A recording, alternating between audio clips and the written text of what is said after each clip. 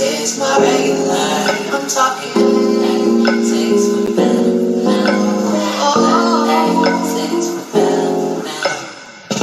Ooh, we better. Oh, this is my regular. I'm talking things for better now. Oh,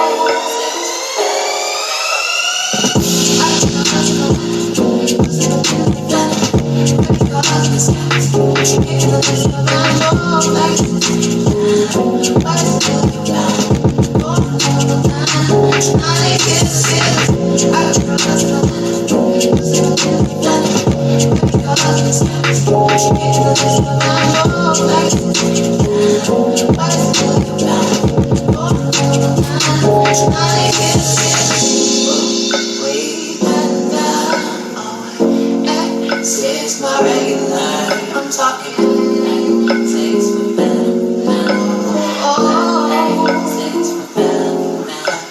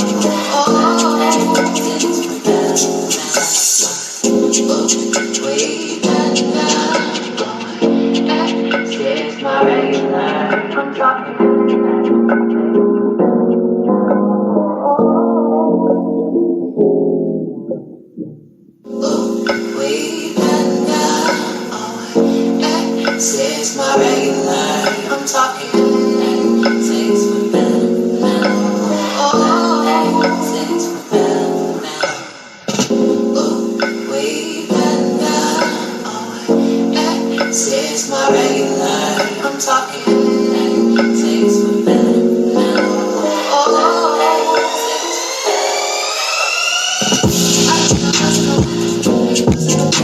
things for better now.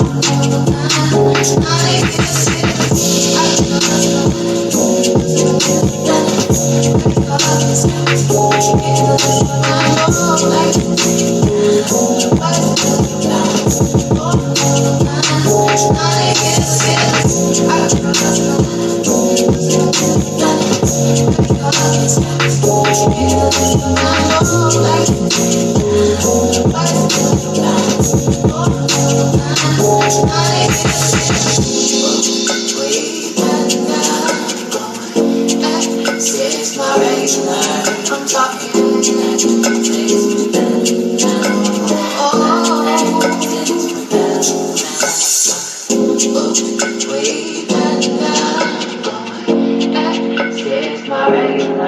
I'm talking.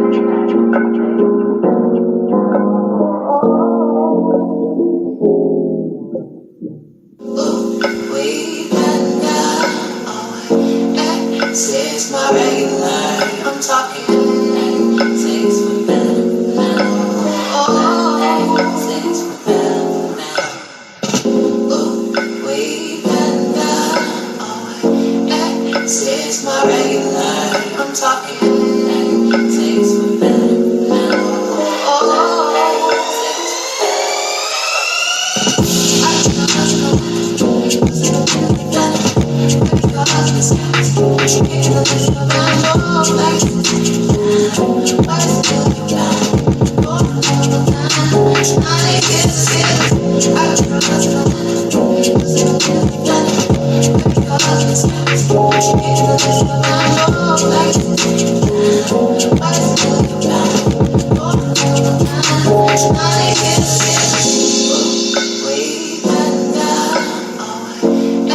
says my regular. I'm talking. Takes my better now. Takes my better now. Way back now, says my regular. I'm talking. Takes my better now. Takes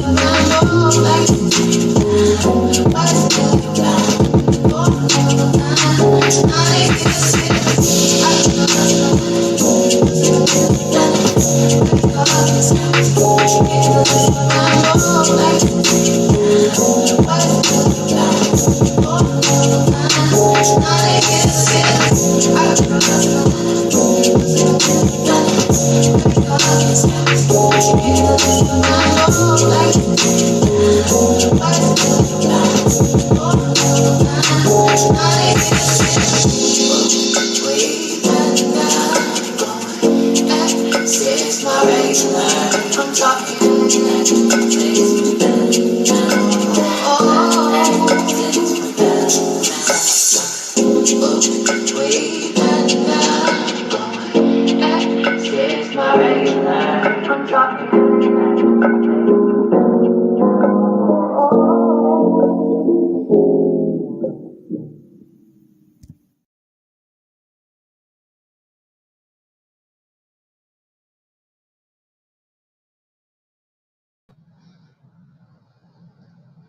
Good morning, good morning, good morning. Happy Monday, everybody. Welcome.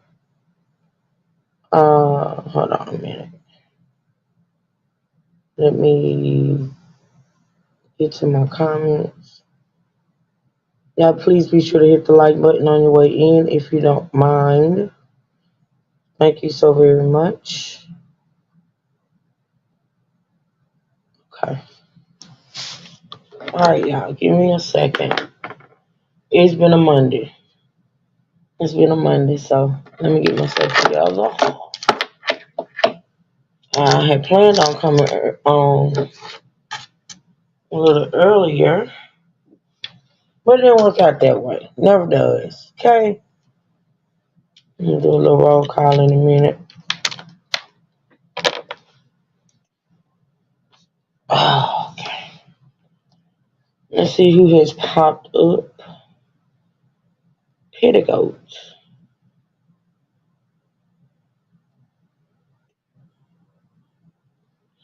And the truth. Hey y'all. Did I add petticoat? Hey y'all. I can't hear. Hold on. Maybe it's just me.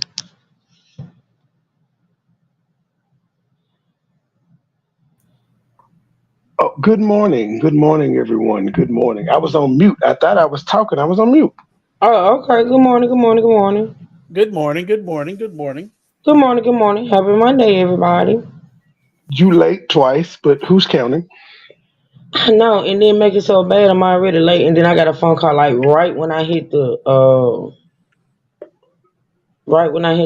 live button. So I mean, it's just No, I saw the 9:35 post. you what? I saw you change it to 9:35. No, it was 9:30. It was not. I think it was 9. Then it was 9:30. I And then it was think, and then I Yep. just nine. came. Then it was I ain't even nine bothered nine changing it the second time. I just came on. nine 9:35, 9:40, 9:42. Let me tell you, it's a Monday, and it's like I can't explain, y'all. I can't. Listen. I can't predict these phone calls that I get. Just The sing last peanut phone call, butter jelly. I just threw the phone at Tony. I said, just handle it. I gotta go. Huh? I said, just sing peanut butter jelly to make everything okay. I wish. I absolutely wish. Everybody doing good? How's baby Petty? She is still asleep. Oh, So okay. she's sleeping it off. It's good. Sleep is always a good thing. It is, especially when you're not feeling well. I know that for facts.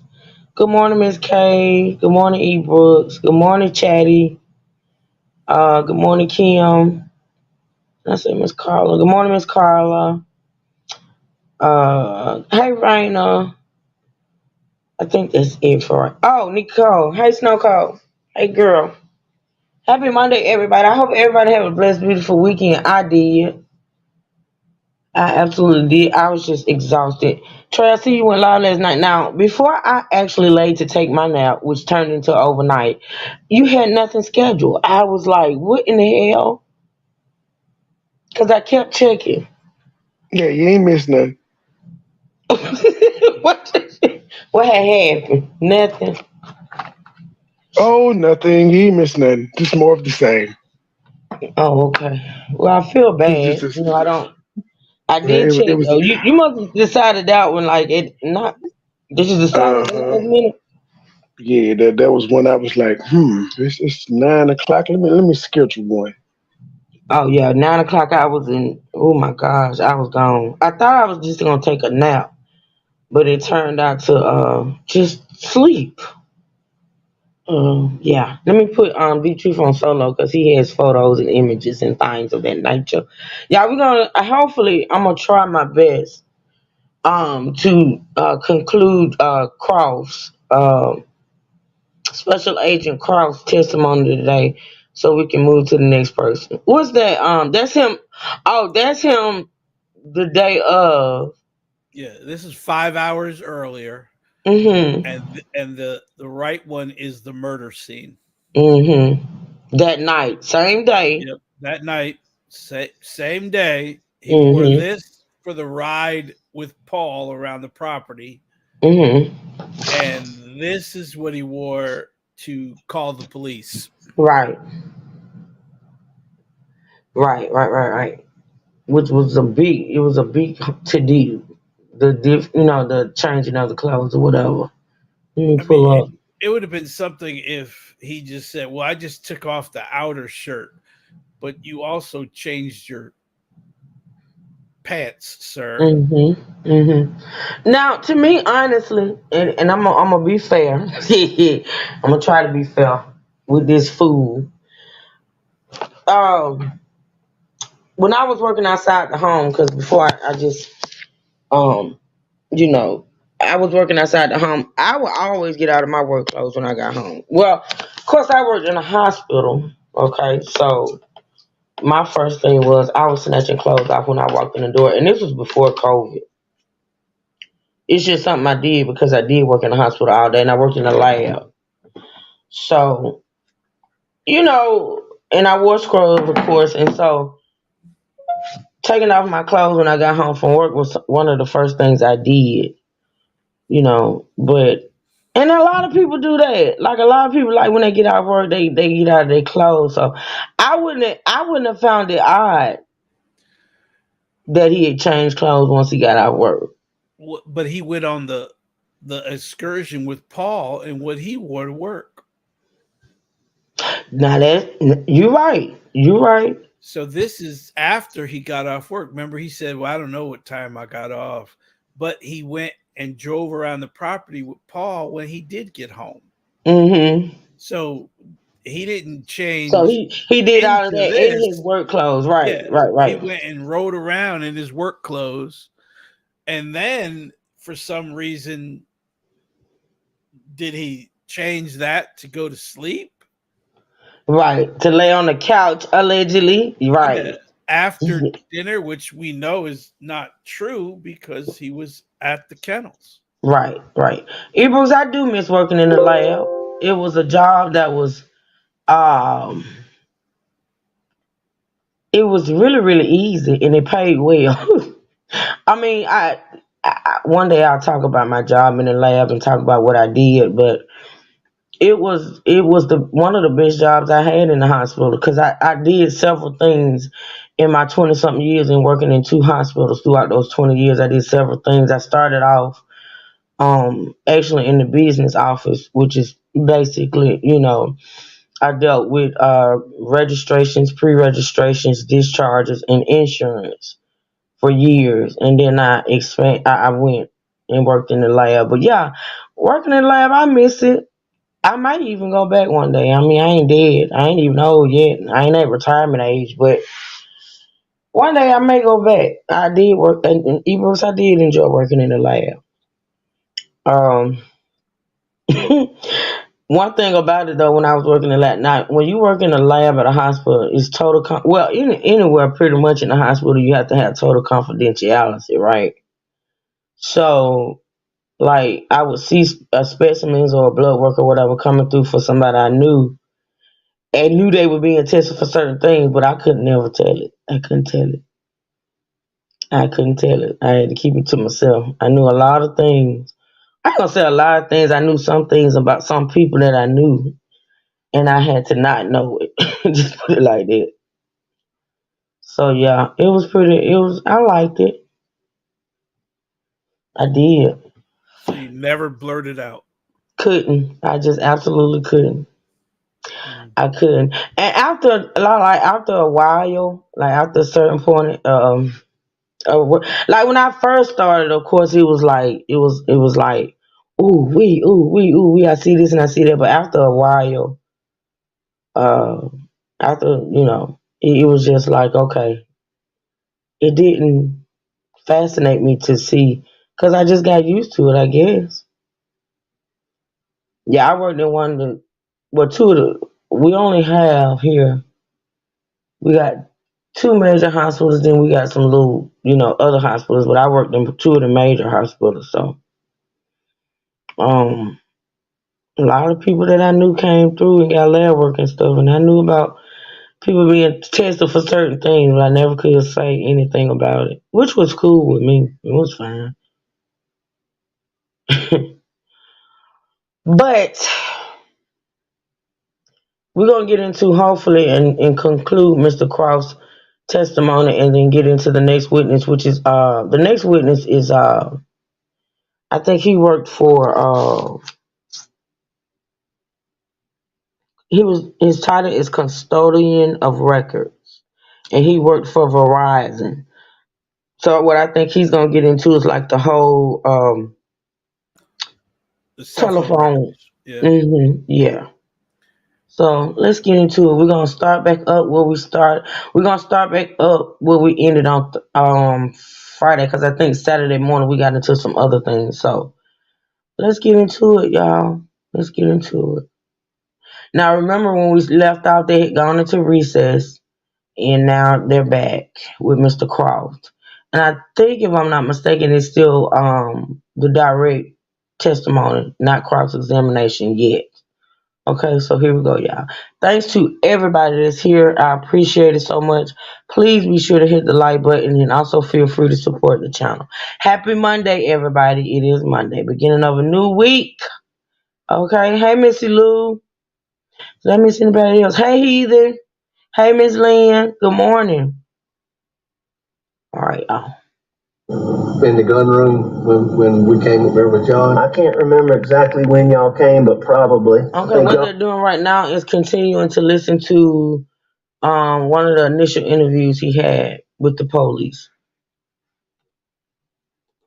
Y'all came a little bit, because it was a good while before y'all came. Yes, one thing right here. You had earlier shown some body cam footage of your search of the gun room. Is that correct? Yes, sir. Ultimately, that day on June 8th, 2021, did agents also go to other areas of the residence Good morning, Miss to look for any Ann. other Thanks for joining. firearms that fit the description or fit the caliber of the two weapons from the murder scene? Yes, sir, they did. And by two weapons, I should say two calibers from the murder scene. Yes, sir. And that would be 300 blackout and 12 gauge. That's correct. So ultimately, these weapons that were seized, those are the only ones recovered matching those two calibers. That's correct. Right. Yes, sir. Thank you. Yeah, probably 2 o'clock or so that afternoon before we got there. No. Did y'all keep any guns out at the kennels? You didn't keep guns out there, but there were always guns out there. Okay. You know? I mean, and I'm gonna be honest with you, we were all a little bit bad about it, but Paul was the worst. You know, he was the worst. He would leave a gun out there? He would leave anything anywhere. And, you know, it was not unusual for there to be guns out there. Did y'all take the But, like, I can tell you that, I mean, they told me that 300 blackout was used in this. That 300 blackout, you know, it was not out there. So y'all didn't use that for target practice, or he didn't have it out there with them on Monday? No. Okay, no, that's right, because it was in the house. What did the defendant tell you about whether or not there was a 300 blackout present at the kennels on the night of the murders? He said it was not out there. So Paul said that one was stolen or lost, and it was some time ago. Was that reported anywhere?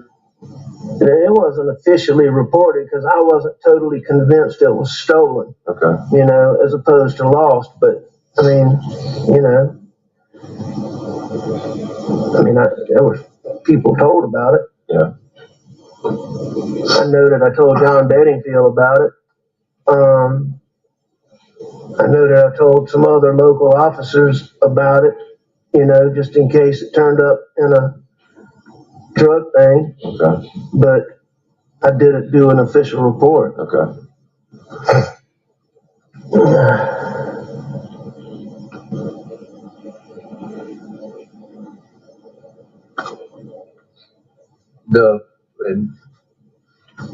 The two that you bought for the boys, that each one of them had one, and the one Paul lost, is that the only ones that you had?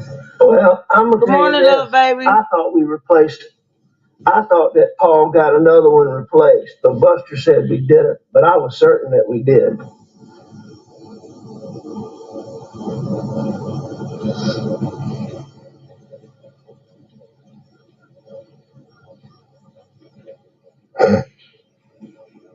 But I mean, my memory is it's been gone for a substantial while too. That long pause. What did Alec Murdoch, the defendant over there, tell you about the third blackout? To his memory, it had been gone for a substantial amount of time, too. You remember Good anything morning, about them? Tamara. Or were they the same colors? They were identical except for colors. Okay. Be safe, sweetie. Which one was Buster's? Buster's the one we still have. Paul's the one that lost his. Okay. What were the two colors? Black and tan. Buster's is black, Paul's was tan. Okay.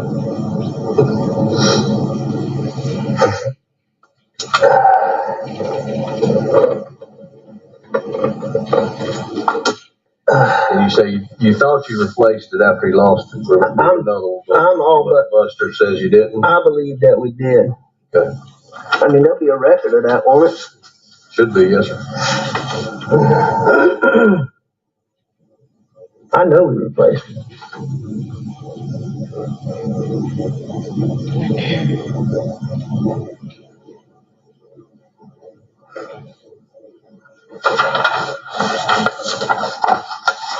But, you know, I wouldn't, I know we replaced it because I wouldn't replace it again.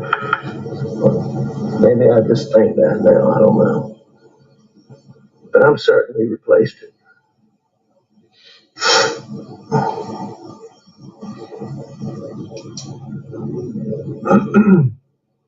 Have you talked to CV Rowe since Monday or Tuesday? Yes, sir. Because I know we talked about what he had done on the farm. Is he still employed? He's still employed because I got to have somebody keeping it clean. But I can't keep him. I mean, he's an idiot. Yeah.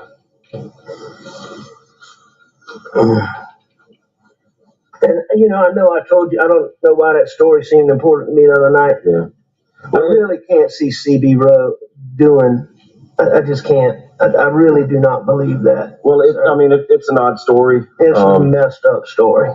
And, you know, and I'm just, being in law enforcement for so long and working these type cases, and I don't know the Arlington area, but talking to Colleton County and seeing the property and how isolated it is, finding somebody that's just going to randomly come up there that late at night that doesn't know the property,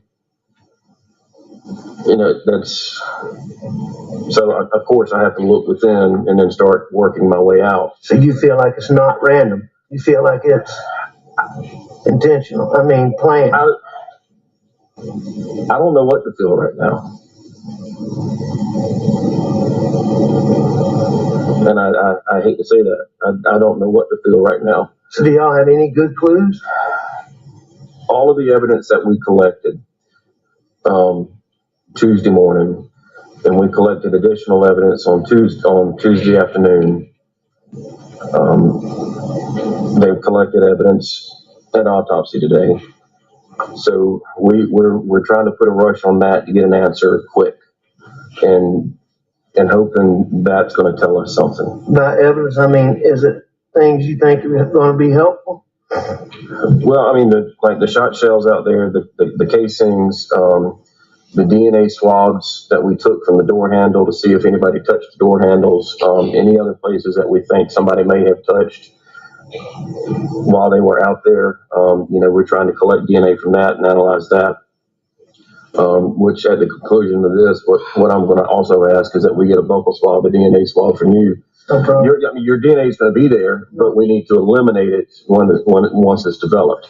So, you know, we don't need that unknown, yeah. And it actually is a family member. No problem. I mean, we have talked to close to 100 people trying to track people down, and we're still tracking people down. And that's why, you know, who Paul was with. I want to tell you one thing while I'm thinking about. This must have been the interview when they were all sitting in the car. Possibly, but he said that. I thought the interview. Okay, this is the thing. This is before he was accused. I thought the interview of them sitting in the car was maybe like either the night of or pretty much close to the night of. But him saying we've interviewed a couple of 100 people. I'm thinking this is days after. Interview. Maybe longer than that, because he said we went back. Yeah. Okay. So. Yeah, that was you're right. That was the second one, because remember he was asking about the buccal swab when they were sitting at the station. That was when the other lawyer was like, y'all supposed to be having us here to give us updates. So yeah, I'm thinking this maybe that interview, unless it's another night that we don't know about. Actually to me that was an interrogation at that point.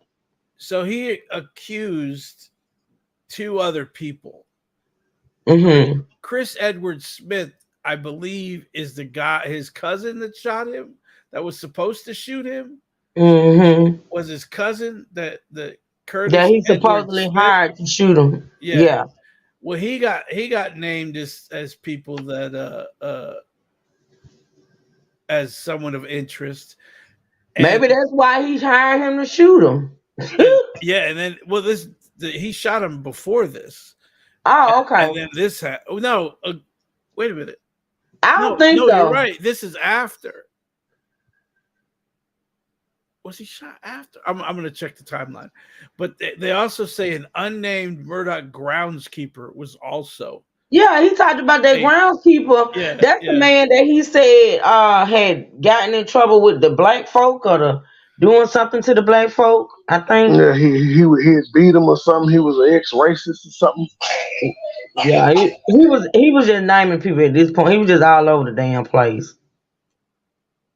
Yeah, trying to place blame everywhere pretty much. It's funny, but not funny. He's funny. Okay, here we go, y'all. Paul was really an incredibly intuitive little dude. And I mean, he was like a little detective. And I mean, Paul would, you know what I'm trying to say? Yeah. Which leads me to, let's go back to Paul right quick while we're on him. So we have his phone. Do you know his passcode? I don't. And I'm going to tell you this right now. There's a few people I can point you to, but I can tell you that he was super, super, super secretive with that. I mean,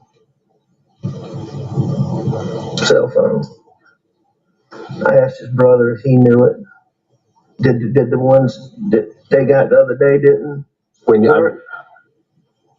Did y'all get any the other day? Not for Paul's phone. No. Okay. I know they got Maggie's code. I know Maggie. Yeah. And it works. Or it worked. Yeah. I've not gotten it, but there's a lot of people out moving parts that may have gotten that information. So we'll follow up on it. If you believe somebody gave us a code for Paul's, a possible code for Paul's, maybe it was Maggie's. I don't know. Okay. But I'll find out. I will try to find out Paul's code. I know you do. But it will surprise me greatly if somebody knows it. I mean, certainly, talking about the investigation, certainly we're looking at every angle, trying to figure out what fits. And we're talking to people that were involved in the boat case. We're trying to track down people that Paul knew and were friends with. That's why I asked who he was in Charleston with, so we can go try and see if they might know something or try to figure something out. We're trying to get into his phone to see if there's any information, see if he got like a direct threat from somebody there. I mean, the people that are here are not the only ones working on this. We've got people out doing things right now. Thank you. I mean, we're trying to pull everything in. It's just the area, Arlington, unfortunately, there's not a lot of people moving around. I mean, I've got somebody looking at videos right now back at the office. Someone put out all the videos that we've gone out and collected. Well, thank y'all. Yeah. Very much. So, Mr. Allen. You don't have to call me Miss. You just call me Alec. Thank you for that. Alice, when you and Paul got back to the house, Miss Maggie's there, and y'all eat supper, which has been prepared, and you said you laid down and took a little nap, and when you got up, Maggie and Paul was gone, or did they leave when you laid down? I believe that.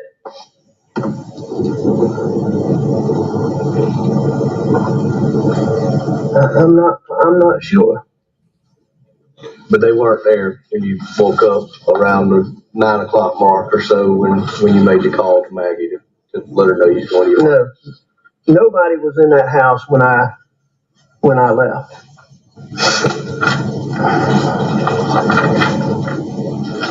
So I'm just trying to narrow that. The last time that you saw Paul and Maggie's when y'all were eating supper. Yes, sir. Asked the defendant, when was the last time he saw Maggie and Paul? What did he tell you? When it was eating supper. Until you came back from your mom's. And Yes, found what you found.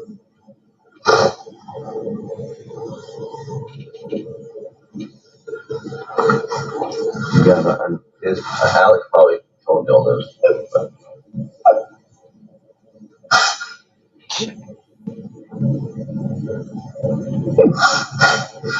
He did. Check with Paul. There's the fake cry. I be trying not to laugh when that man do that fake cry, but I just cannot. I just cannot. He needs to stop. Right. And that's why we. I asked the question Renee asked why or when he changed clothes, and so what was the answer? They brought it up several times. I know they asked him when he changed clothes. I don't know if they asked him why. I think they asked him when. I don't even think he gave a straight answer. Want to do the DNA, to participate.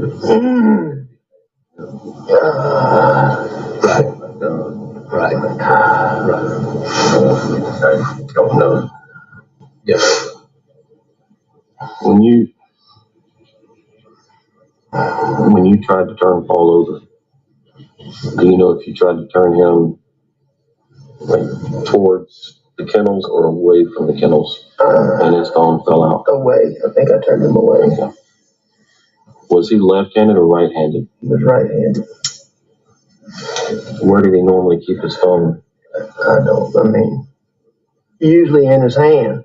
But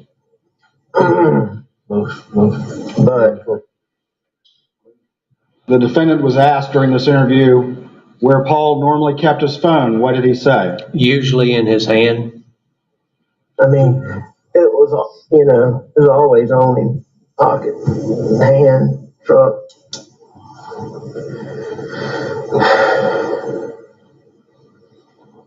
Where did Maggie carry her phone?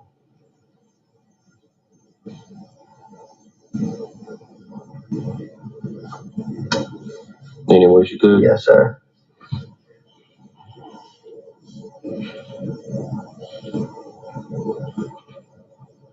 Did y'all get fingerprints on her phone?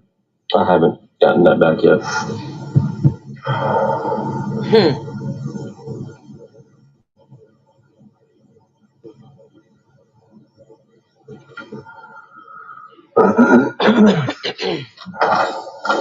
When Paul's phone came out, did you just pick it up and put it on, place it back down on him, or?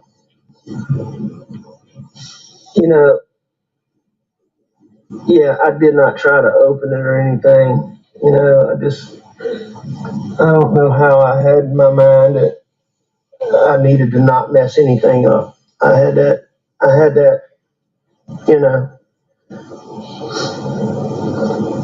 somehow I had that presence of mind that I needed to not mess anything up.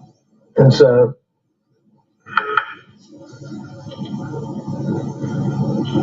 I tried not to. And you definitely saw a traumatic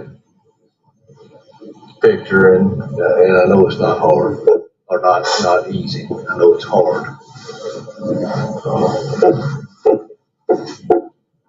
And sitting here talking today is tough. It's just so bad. It's so bad. You asked the defendant about the traumatic picture that he saw of Paul and Maggie. What did he say? It's just so bad. I did him so bad. I did him so bad. Wow. Yes, Wow. Did he say that? Oh my God. I did him so bad. Yeah, you did, sir.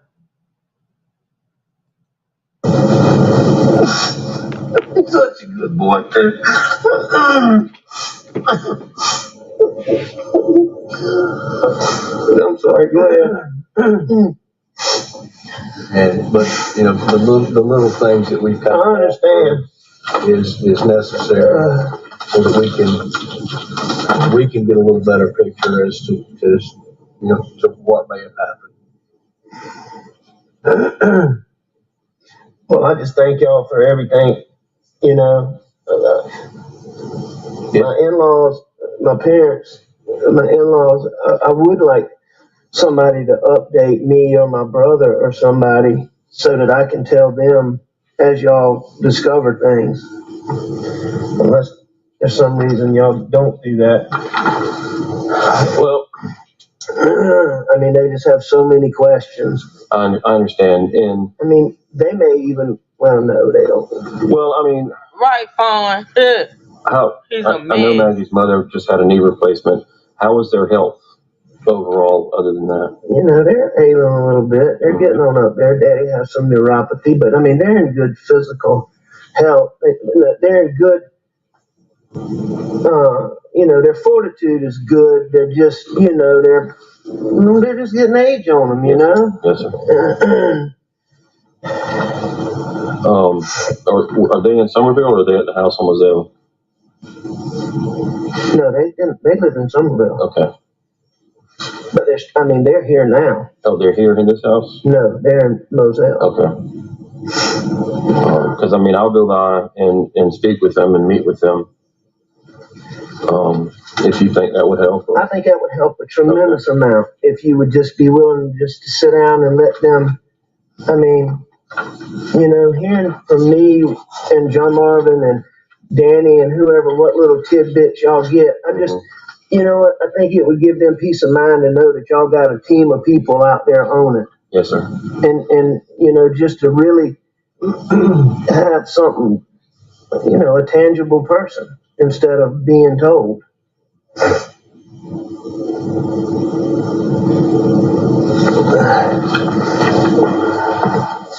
We got a contact number for them? Yeah, I'm getting ready to get that.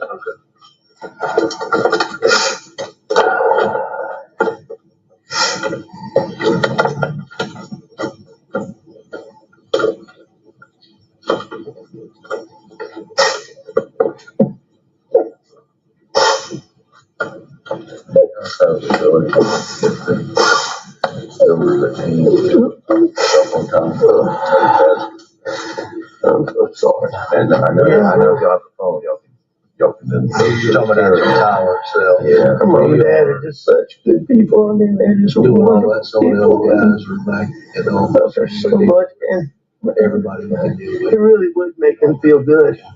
What are their names? A lot of technical. My father-in-law's name is Terry. But yes, we My mother-in-law's name is Kennedy, also. and they're Brandstatters. And my sister-in-law, who in her Spell Brandstetter for me.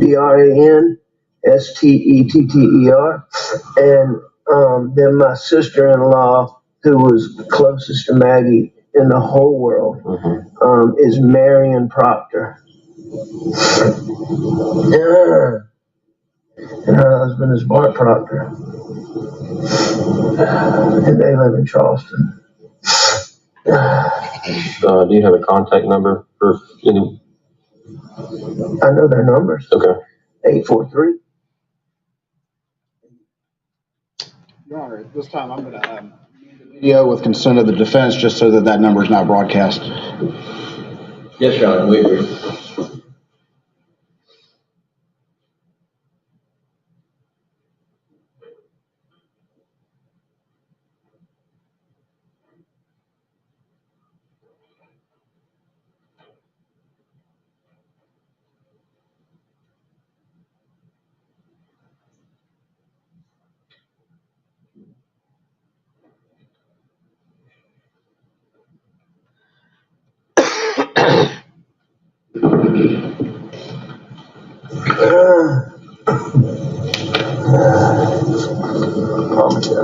Someone that my life depended on. I couldn't tell anybody, my mother-in-law or father-in-law. I'm telling you, man, I've been the luckiest person in the world with in-laws. I mean, they are wonderful. Yeah, I tell people all the time, it's my in-laws that I like, it's my wife's in-laws I don't. There you go. Let me grab a piece of paper, I'll be right back.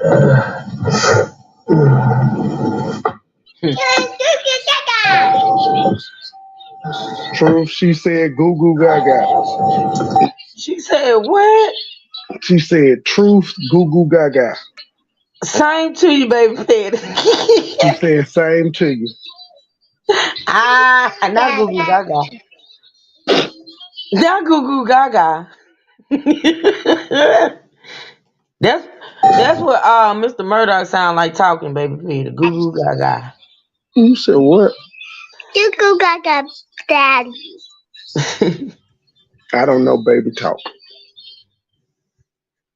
Yeah, you do. Quit lying.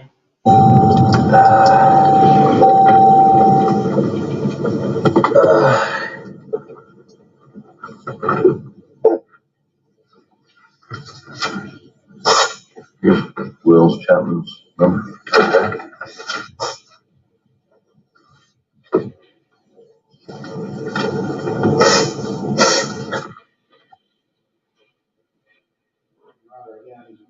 Mute it because another contact number is given, I believe, with consent of the defense.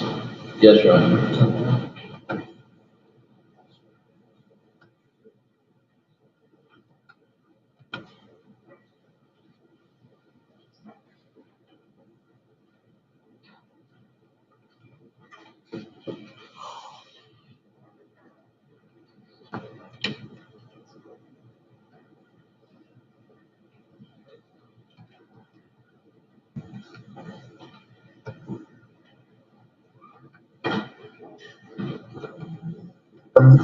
You want me to dig them up? And David, I'm gonna forward you this contract. Maybe you don't want me to do it right now, but okay. Someone sent me Will's Chapman's number. Investigative.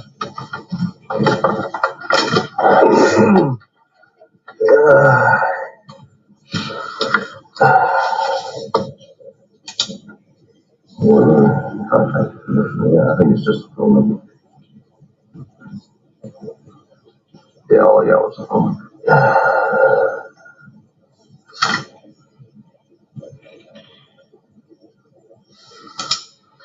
All right, so we have the victim's advocate, Miss Marion Walker. Thank you. That's her cell number. Thank you. Ain't no damn victim. There's some information for you on the back. In the Victims Advocate Program, they help with different things. I think more specifically, what would be more beneficial, especially for you and Buster, is some counseling down the road, grief counseling. You know, I do some assistant solicitor's work. Yeah, So, you're familiar with it. With the thing. But thank you so much. Discussion about victim's advocate. Buster must have got some good counseling. Buster ain't got no damn counseling. Let's just be clear. He looked like he got some. He looked like he got some good counseling because he was handling it really well in court. Either some good counseling or some good drugs. One of the two. I'm not for sure which one yet. Cause baby, he's pretty stoic. I ain't gonna lie. He's something else. He did some assistant solicitors work, and he was familiar with the program. And again, what is an assistant solicitor? He's a prosecutor which prosecutes criminal offenses. Okay. Criminal prosecutor? Yes, sir.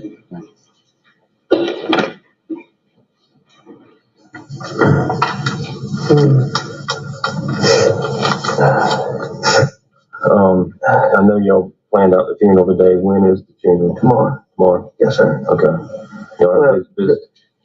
We're doing a service tomorrow.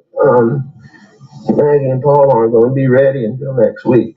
So we're doing a service tomorrow, and then we're going to have a private family thing Monday next week. Okay. Are y'all doing anything tonight? Because I can run by and talk to Terry and Kennedy tonight. I think the sooner you can come and talk to them, the peace of mind that would really help them. Okay. That's convenient for you. So we're out at the house tonight, but and if for some reason they go back early because of the service tomorrow, that they may be staying tonight, they may not be, I'm not sure. Yeah. All of their cousins and family on the Branstetter side and the Hubbard side is coming in from Kentucky. And so they may be going back to stay with them. Okay. I'll find out and call you. I think you called me. Yes, sir. On this date of this interview on June 10th, 2021, to your knowledge, had there been another So this death? is 3 days after, because I think it happened on the 7th. So this may be that interview in the car. This may be that interview in the car. Maybe. Death in the family? At this point, it had not. Okay. Was there one not long after this? Yes, it was. And who died? Mr. Alex's father, And what was his name? Randolph. Jim's got my number. Okay, I'll give you my phone. I'll find out and Okay. call you in just a minute. Okay.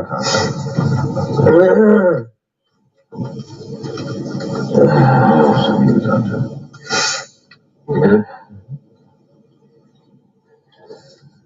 All right.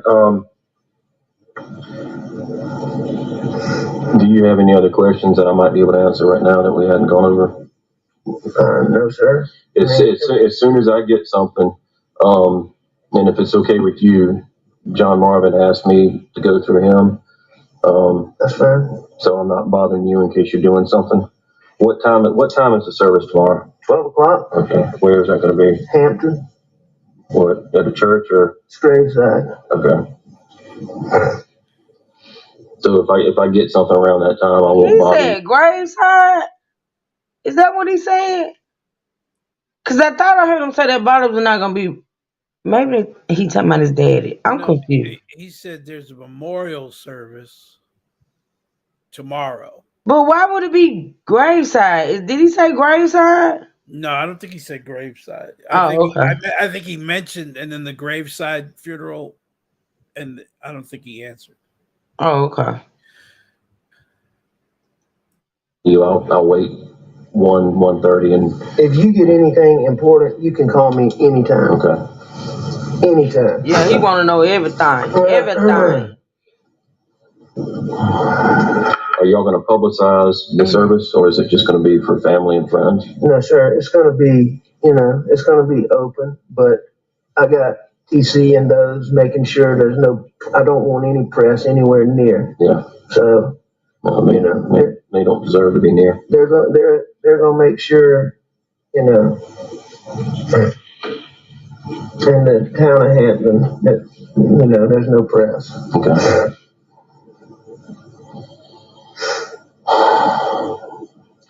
All right. Well, y'all got my numbers. I think you said with that phone. It'll take a while. It did. I'm gonna go check on it. Y'all go back in the house. When it's done, I'll bring it to you. The buckle. Yes. Let's do the buckle swab right quick. You can sit where you at, Alex, and I'm gonna step out, but I got what? Oh, what? The buckle. Can I say Asked something? about, do you think he screwed that phone? Yeah. What were they talking about? There you go. So his cousin Smith has to be the biggest idiot in the world. He has to be stupid. His name should be Cletus, because he's another brain dead inbreed that lives in that town. So listen to this. Now he was also, his name was brought up in the murders of Maggie and Paul in June, right?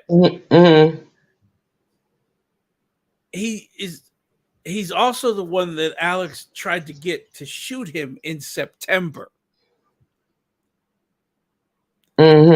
So how stupid, you're implemented in the murder of Maggie. Maybe he didn't know that he had sort of kind of implemented him. You think? Well, he got interviewed. I have the interview or the actual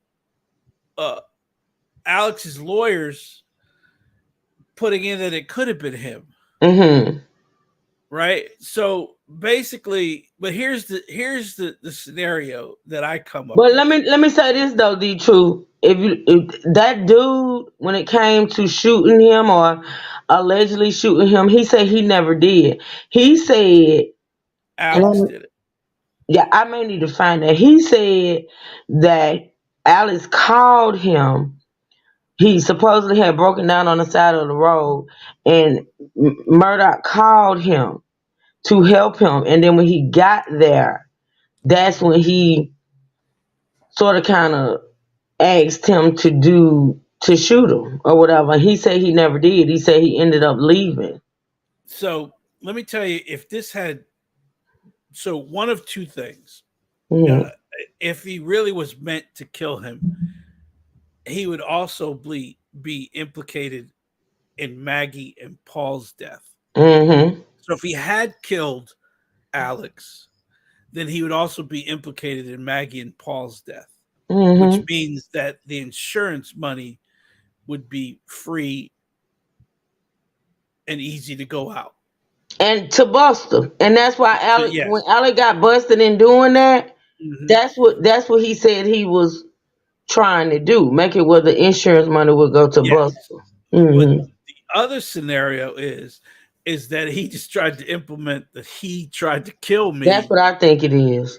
He's the one that killed Maggie and Paul. And he See what tried I'm to saying? kill So me. he Hmm. set him up a second time because the police were like, "Yeah, we're pretty sure it wasn't him that killed Maggie and Paul." So he goes and attempts to kill Alex. Well, look, he tried to kill me. Hmm. Well, maybe he did kill Maggie and Paul. You see what I'm saying? It's like Yeah. he's trying to be 5 steps ahead of the police. Hmm. The entire time he's trying to be 5 steps He ahead. thinks he thinks he's that smart. Yes. So Well, he failed at that mission. yes, because he couldn't even get that dumb Cletus ass implicated in Not shooting Dom him. Cletus. He couldn't even convince the cops that he shot him and not him that he did it himself for an insurance scam. Like I'm like, damn, you you struck out so many times Hmm. and you're still going. Hmm.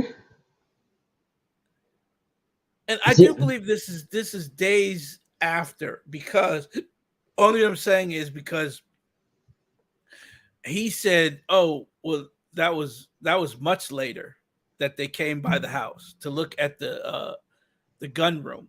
Hmm. So I don't believe this is the night of. No, I it's not the night of. I think it's a few days later. I Hmm. just really because I just read so I was like that's to me I think he was trying to throw old boy under the bus. He never meant to kill himself. He just wanted to implicate Cletus in the Cletus. murders of Maggie and Paul, and he failed at that. Okay, go ahead. Sad. He's sad. I'm sorry. Mr. Alex's phone, which he had given to us to do a download on. And who was doing that download again? Dylan Hightower. And that was occurring while this interview was going on? Yes, sir. Now you're discussing the buckle swab, is that correct? That is correct. Yes, sir.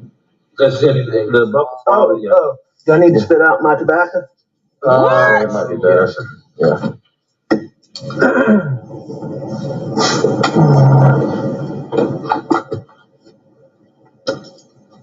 I'll get everything together. I'm doing the consent now. That's fine. I'm gonna go ahead and where's your gloves at? You didn't grab gloves? I did not, but I know one of these vehicles has got gloves. I'm not in my.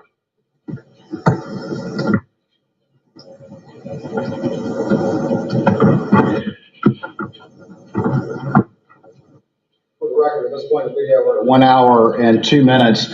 What happens next? What, if anything, are you about to do? I'm fixing the glove up. I'm going to secure the cotton swabs, the sterile cotton swabs, and getting ready to do the buckle swab And who do you do the buckle swab of? on Alex Murdoch. And the person you've been describing as Alex, the person you interviewed, you see him in the courtroom here today? Yes, sir, I do. Can you identify him for the jury, please? He's sitting at the defense table with the, looks like navy blue blazer on.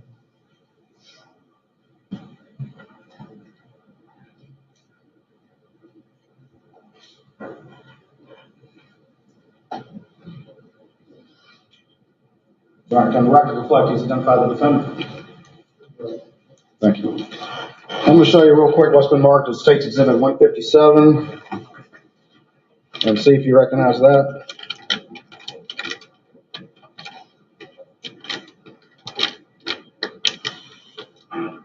Yes, sir, I do. All right, and can you tell the jury what that is? That is the buckle swab which I collected from Mr. Alex Burdock.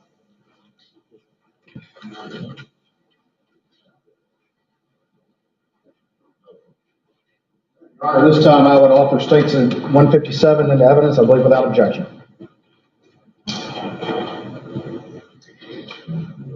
Is that correct? Yes, Your Honor.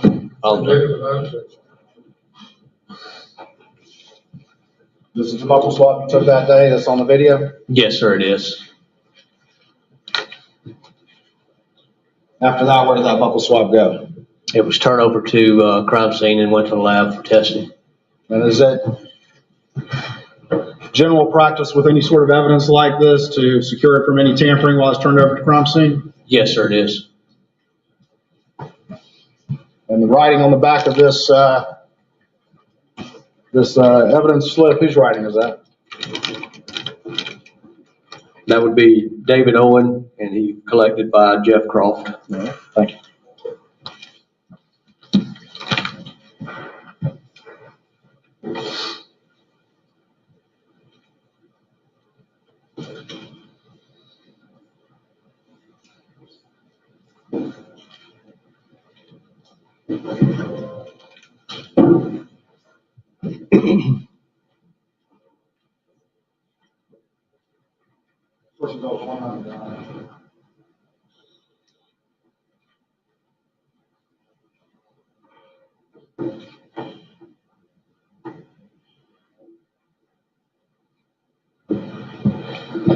I'm going to show you what's been marked as States 218, States 219, States 220, and just generally see if you recognize those particular documents.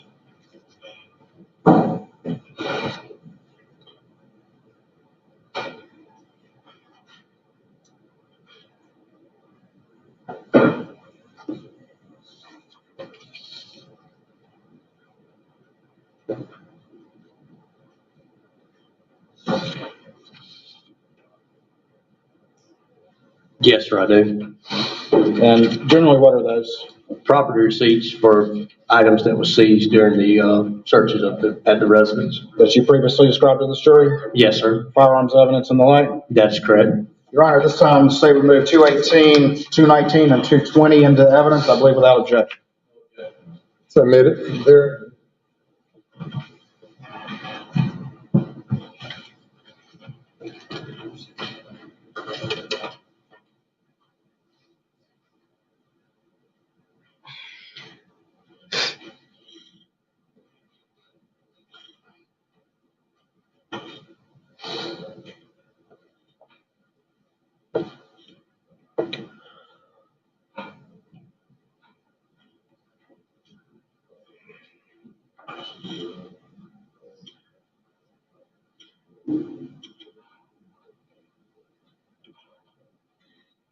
They're talking, y'all, the lawyers. The lawyers are talking, I'm sorry.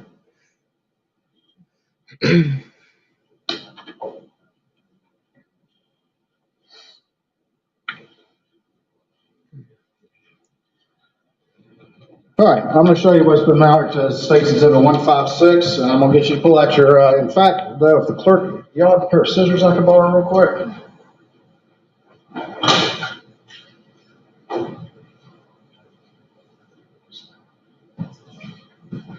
All right, I'm going to show you what's been marked as State's Exhibit 156, and I'm going to ask you, if you could, to open the sealed pouch at the top so we can see what's inside. Okay, please.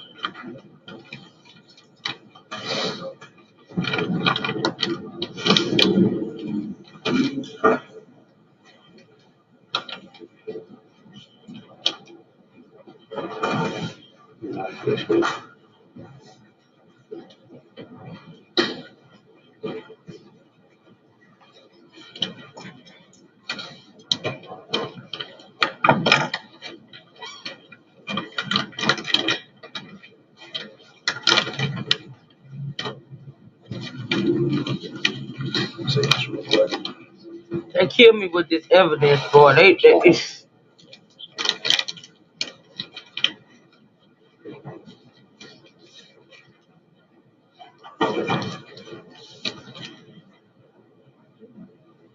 All right, now I'm gonna ask you to hold on to that one. I ask you to return these back into that pouch if you could, please.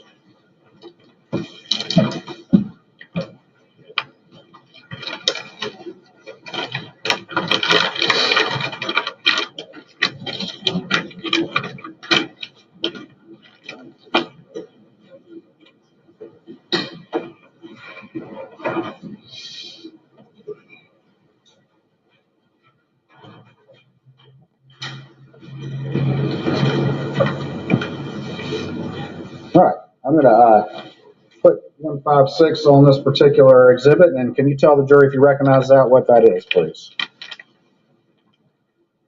That is the bugle swab that was collected from Rogan Gibson. Who collected that buckle swab? I did.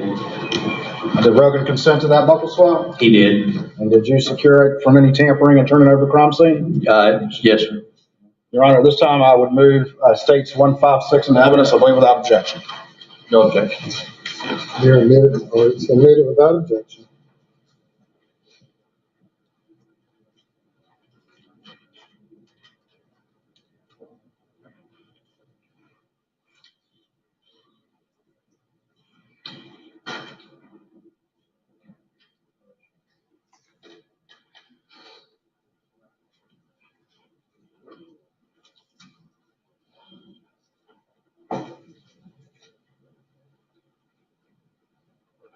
I'm going to show you what's been marked as states 155. For identification at this time, see if you recognize this particular item. Yes, sir, I do. And tell me generally what that is, please. It's a property receipt for the buccal swab that we took, or I took from Mr. Alexander Murdoch. And that's the one from the video that has been played for the jury? Yes, sir, it is. This time, Your Honor, I can move states 155 into evidence, I believe without objection. Okay. Admitted.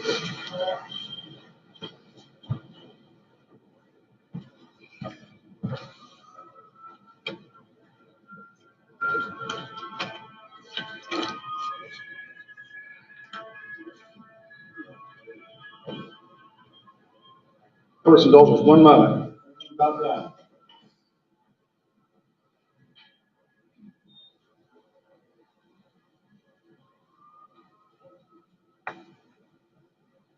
Your Honor, that would conclude the straight direct examination of Senior Special Agent Croft. And I think we will call it a day and start at 9:30 tomorrow morning. Please do not discuss the case. all right, so that's the end of that, y'all. That's the end of Croft. So now we're gonna move into. Let me see. We're gonna move into the next day, where the testimony no the cross examination of Croft begins with old Dickie boy. Okay, so you got anything to say about that before we go into the next D True? No, that was just back and forth of the him reoccurring the interview. Mm-hmm. You know, I think the biggest bombshell that came out of that was when he said, I did him so wrong. Hell Or yeah! I did him so bad. He was a good boy. Mm-hmm.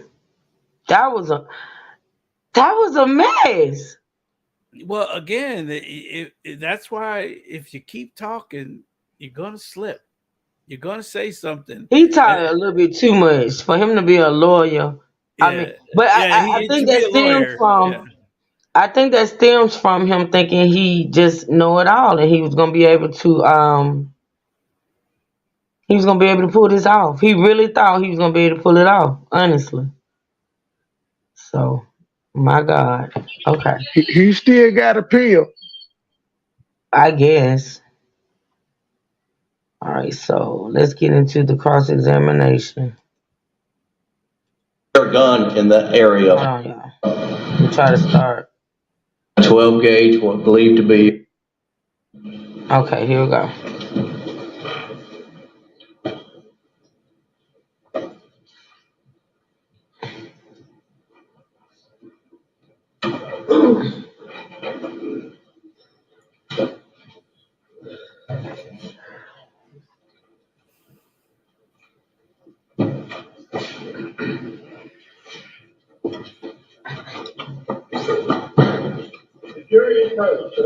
Okay, good morning. Day number 7, state's case. We'll have our witness back.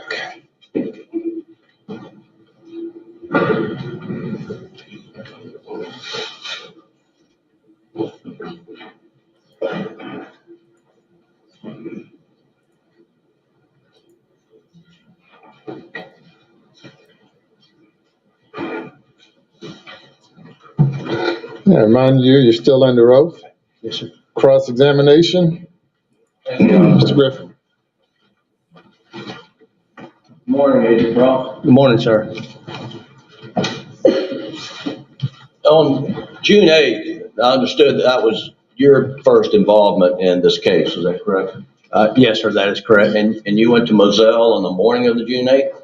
I was en route to Moselle, got rerouted to the office, and then went and conducted an interview, and then back to Moselle. That's right. You interviewed Rogan Gibson, and then went to Moselle. That is correct. And what time did you get to Moselle? I was around lunchtime when I got there. And as I understood from your testimony, that your role primarily is because in this case is that because you know a lot about guns and ammunition. Did I understand that correctly? That was not my sole role. I was in the search of the residence because of my familiarity with firearms. Yes, sir. And you went and searched the residence with other agents, and we saw those agents, some of them on the body cam video that played yesterday. Yes, sir. I was in the gun room. Okay. And this search was a consent search, correct? That is correct. Yes, sir. And you weren't there executing a search warrant, right? No, sir. I was not. And were you aware, though, that there was a search warrant that had been obtained the night before? I was aware of the consent, the search at the incident location. It's common practice that they get a search warrant to process the scene. Yes. Were there any limitations that you were aware of on the scope of the consent to search? No, sir. And so, as far as you knew and understood then and understand today, you or other agents at SLED could have searched that house from top to bottom on the 8th. Is that correct? Other agents went through the residence with family members. And there were no limitations on what the other agents could have looked for, right? Again, I can't say what limitations was placed on them as they walked through the house. I was in the gun room. Well, to your knowledge, did anyone look for bloody clothes or dirty clothes in the house while you were there on the 8th? I was in the gun room and I was collecting guns and ammunition, sir. Now you mentioned that you had been provided some information about the type of ammunition that was used down at the crime scene where Maggie and Paul were murdered. Is that correct? That is correct. And one ammunition was a 300 blackout shell casing. Were you aware of that? Yes, sir, I was. And who relayed the information to you as the type of ammo that was used for the murder of Maggie and Paul? It came from the investigative team. I don't recall exactly who called me or who told me the information, but I was relaying the information through our investigative team that was at the scene. All right, so you were informed that, look out, see what you can find in the gun room related to 300 blackout. Is that correct? It wasn't limited to specifically 300 blackout. That was a round of interest. Okay. And then the other round of interest was 12 gauge, correct? That is correct. And were you given any information as to what specific type of 12 gauge ammunition was used at the crime scene? I knew we had a 12 gauge, what believed to be a turkey load or BB load, and then a buckshot. Okay. And I'll talk to you a little bit about the 300 blackout ammunition. You testified yesterday that the grains, the weight of the ammunition found at the house was 147 grains. Is that right? That is correct. That's what's on the empty box which I located. And Is this the empty box, State's Exhibit 213 that you're referring to? that is correct. And this, I recall, this pack of ammo on this exhibit has a label of Woody's Pawn and Jewelry and $11.99. You couldn't buy this ammunition in June of 2021 for $11.99, could you? I don't know what the ammunition costs. Well, you know it was a lot more than $11.99. I don't know the price of the ammunition at that time. All right. And are you familiar, there's basically two types of ammunition for the 300 blackout. There's the supersonic and subsonic. I am, sir. And the subsonic is the heavier of the two, correct? That is correct. And that would be a 220 grain. Thereabouts, yes, sir. Yes. And the most popular ammunition for hunting is the supersonic, the 147 grain ammunition. You aware of that? I can't say the most popular would be, but I am aware that 147 grain is used for hunting. And you're aware that the 300 blackout has it's not a rare gun in the area of Hampton and Colleton County, is it? It's not as common as the General 223 or the AR-15, 308, different caliber rifles. It's not as common. But there are plenty out there, correct? I can't testify as to how many's out there, sir. I understand, but it's not the first time you'd seen the 300 blackout on June 8, 2021, was it? I had seen one before, yes, sir. And and then the 12 gauge, you didn't know what type, you weren't given any type 12 gauge you're looking for. You just, from the information from the crime scene, right? The type of weapon I was looking for? No, Yes, sir. No, sir. And then were you given information as to the size of the 12 gauge shell? 2.5 inch, 3 inch?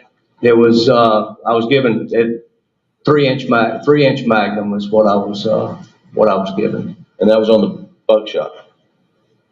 I was given 3-inch Magnum of shotgun capable of shooting a 3-inch Magnum. Okay.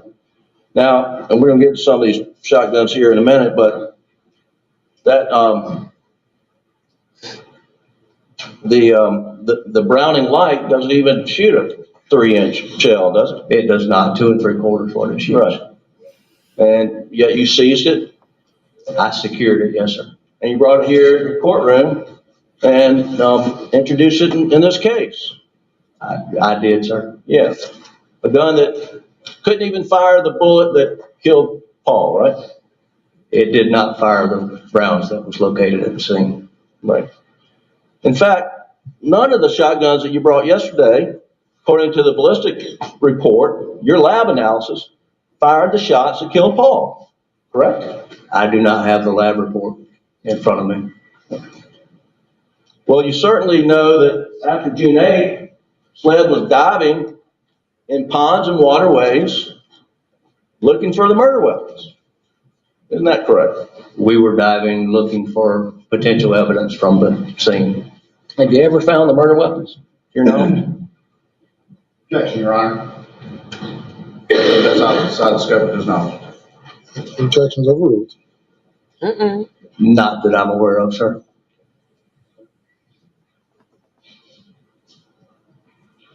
And are you familiar with what ballistics tests were done on Buster's 300 blackout? And whether that was excluded as a weapon used to kill his mother? Again, I don't have the report in front of me, and I'm not able to testify to that, sir.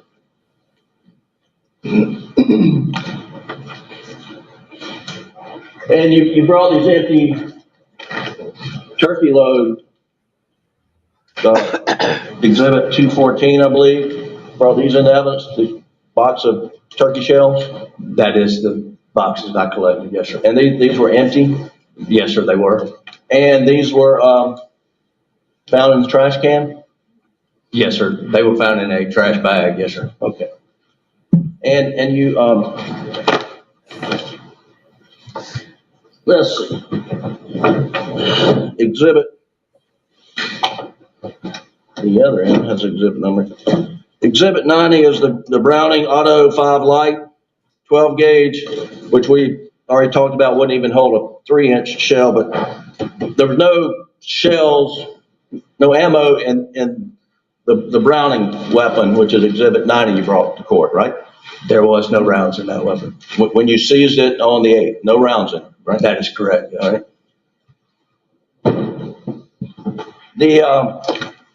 The Mossberg model Ulti-Mag, and which is exhibit 89, you have a 12 gauge shot shell written on the outside. So there was one shot shell in this, loaded in this gun, correct? That is correct, yes, sir. And do you remember if it was buckshot or birdshot? It was black. I don't remember what it was. Will you be able to look at it and tell us? Yes, sir. All right, I'm gonna hand you exhibit 89 and ask you to pull out the shot, the ammo in there, and tell this jury if that's birdshot or buckshot first.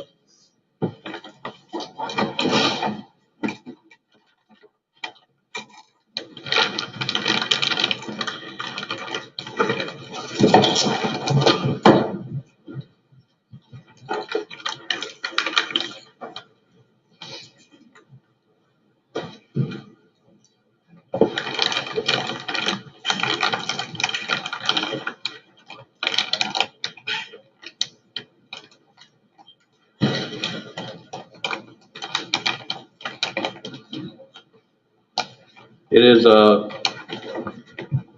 Browning 12 gauge, 3.5 inch Magnum, 2 1/4, number 7 and 9. And that's for hunting turkeys, right? That is my understanding, yes, sir. All right, thank you. Put it back in there.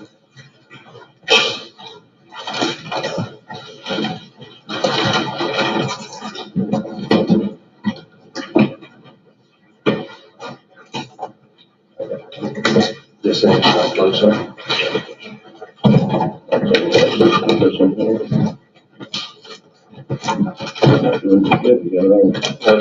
Here we go. Thank you. Yes, sir. So, in the Mossberg, there's one birdshot. Now, the other, the Benelli Super Black Eagle 3, had 2 unfired shot shells according to your notes on the box. And that's exhibit 91, is that correct? Yes, sir. And do you recall whether any of these was birdshot, buckshot? Do you remember? I would have to look at them again, sir. All right.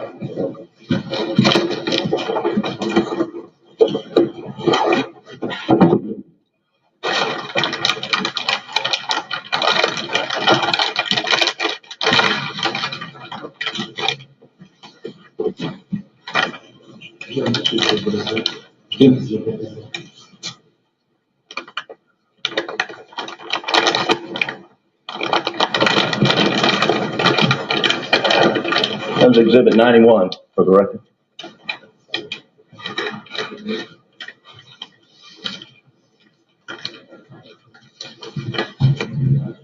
There's a black round in here that's a 3 inch, number 4, pellet, and then there's a 7 2.25 ounce 3.5 inch with an 89 millimeter. And those are both turkey loads, right?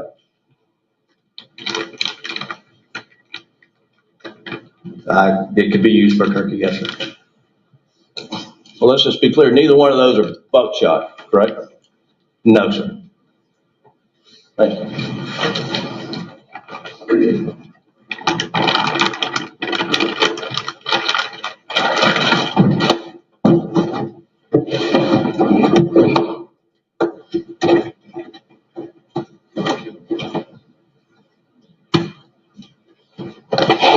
And again, these were ruled out as having any involvement in the murder of Paul, right? Exhibit 91. I can't testify to any lab reports. I don't have the lab reports, and that's out of the scope of what I did. Was it correct to say, Agent Croft, that you did not find any guns loaded in the gun room or anywhere at Moselle that had a bird shot and a buckshot loaded at the same time? The only weapons I've recovered are the weapons that are there with the rounds that we have just looked at, yes, sir. And if you or another agent in your presence made a representation that we found in the gun room a gun with similar loads as that we found at the crime scene, that would be an incorrect statement, would it?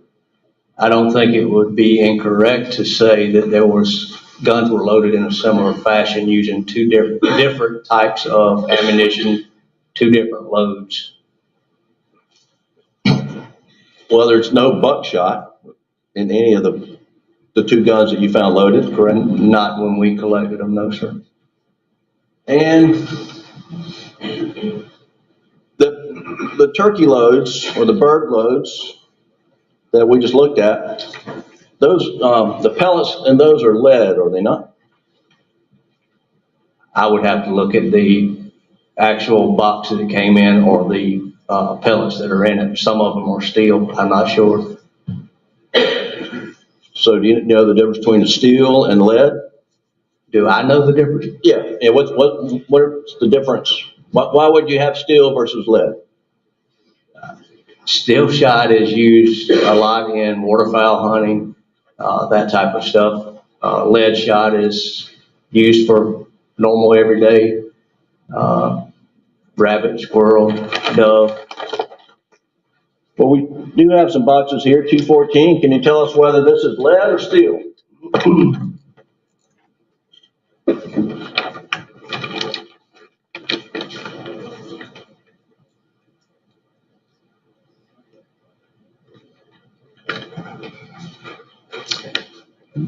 The Winchester 12 gauge shot lock lead is a turkey load, number 4.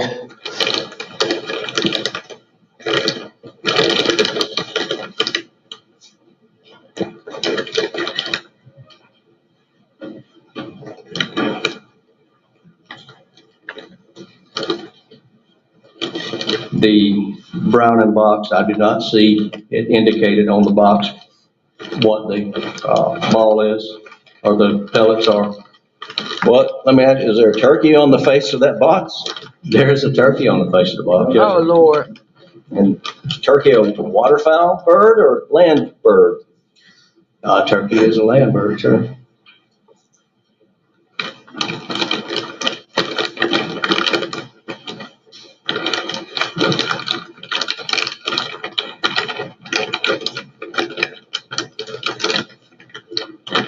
And the other box is the same on Federal. It's got a turkey on the front. All right. So those 3 boxes look like they're turkey loads, right? That's what it appears. Okay. Did you find any waterfowl shell boxes at Moselle on June 8th? I did not collect any waterfowl shell boxes from Moselle. Did you collect any waterfowl unfired shotgun, 12 gauge shotgun shells at Moselle on June the 8th? Not that I'm aware of, sir. Have you ever collected unfired shotgun shells for waterfowl at Moselle in part of this investigation. I do not recall collecting any waterfowl shot. Are you aware, sir, that the shot that blew Paul Murdoch's head off was Winchester dry lock, steel waterfowl 12 gauge ammunition? I was aware that the pellets were steel. Well, you can look at the outside of the spent shell casing and see that it's Winchester dry lock, correct? If I had the shell casing, yes, sir, I could see it. And you know that to be a waterfowl, a duck load, correct? I know that it's primarily used for duck load, yes, sir. And you know that's what killed Paul Murdoch. I do know that it was steel shot. And you didn't find any similar ammunition that Moselle on June the 8th. Like, honestly.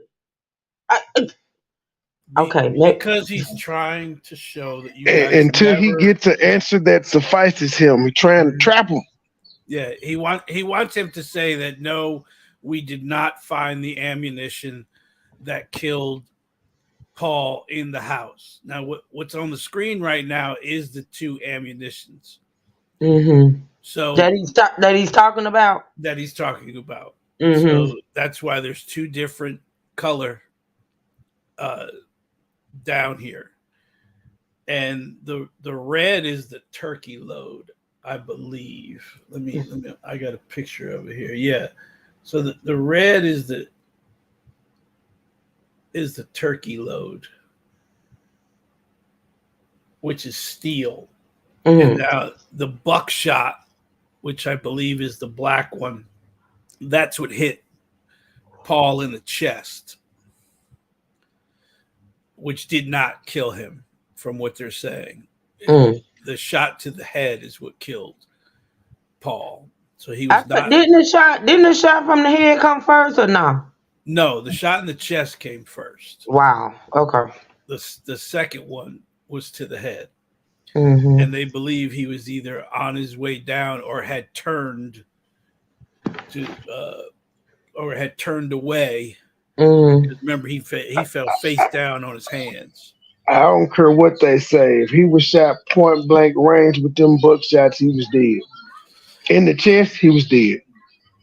You think so? That's about 100 holes, shrapnel, bleeding out, all of that. The headshot just kind of finished it, but yeah, he was gonna die from being shot in the chest. He was gonna die, but again, he had to die quickly, so that there was, if someone should come upon them, he would be able to say, "My dad did it," you know.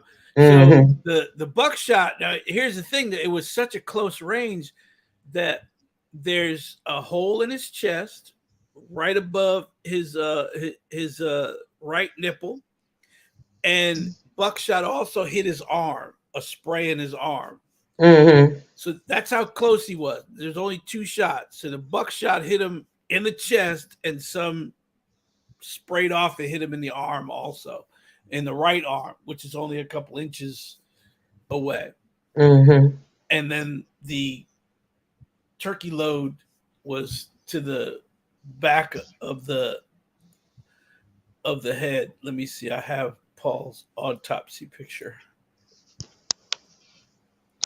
Let's see. Paul's autopsy picture. Is Paul and Maggie's at the same time. Where are you? How many times he gonna say waterfowl? I swear to defense. I know they have to do their job, boy, but they could be real aggy at times. That was graphic. So Trey, if you look at the screen, you see the red mark at the top of his head on the right hand side. It's towards the back of the head.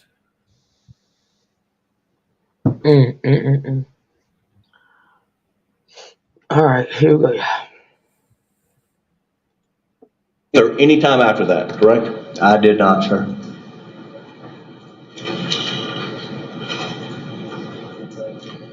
Now, you were showing pictures of the gun room and a lot of, and I think you testified there were some 25 guns and gun racks. It's roughly 20 to 25 guns. And this is 1,700 acres of hunting land? Yes, sir. And, I mean, did it shock you to see that many guns? And they were all hunting guns, were they not? It did not shock me to see that many hunting guns. And a lot of people in Hampton, Colleton, this part of Low Country, when they hunt with those types of guns. Isn't that correct? Yes, sir. And nothing, you didn't find anything unusual about the number of guns they had in their house, right? I did not, sir. Thank you. Now, you mentioned that you know something about the injection pattern of Hey, the Tony Renee. Hey, 300 blackout. You remember testifying about that? I remember testifying that it ejects to the right and slightly backwards.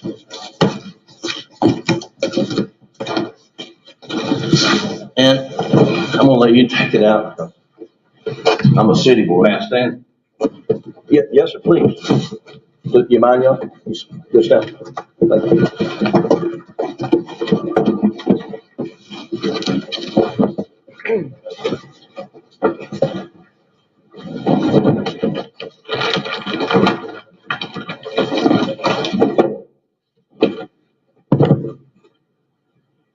So if you could, while you're standing, if you could just step down and point the gun at that door, and hopefully no one comes through, and show the jury the direction that the shells would go.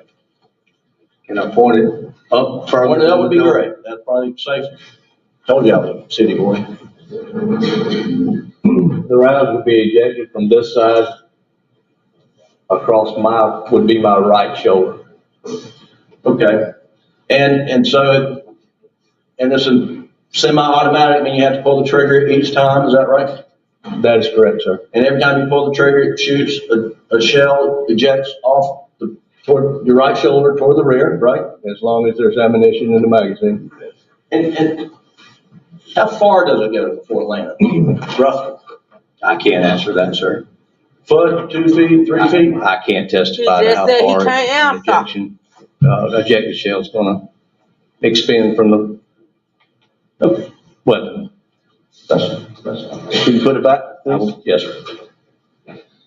But just what way you have it up, when you point to the jury, I think they saw it before, let's just be clear. The thermal scope, can you point that out? This would be this item here.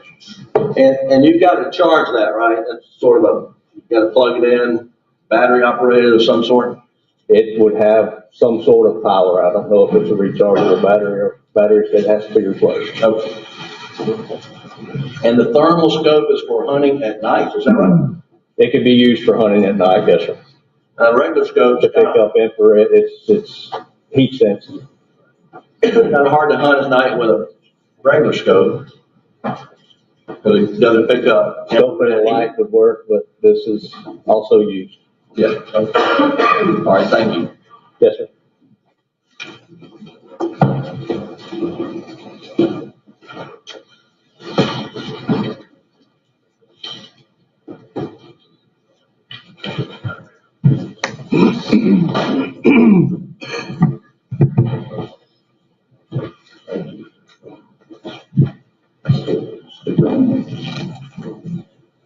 Agent Croft, I'm gonna show you what went into evidence yesterday is Defendant's Exhibit 29. And can you see it from up there? Yes, sir, I can. And these like marker 7, 5, 6. I'll just, it's identified in the legend over here, but these are 300 blackout shell casings. Do you understand that to be the case? I don't see marker 5 on the printout on the left-hand side there. You're right, it's not on. 1, 2. Well, let's just follow along. If these are in fact shell casing. From what you just described to the jury, the ejection path of the 300 blackout, where would the person shooting the gun be standing in relation to these markers? 6, 5, 6, and 7. Objection, unqualified minister. Objection's overruled.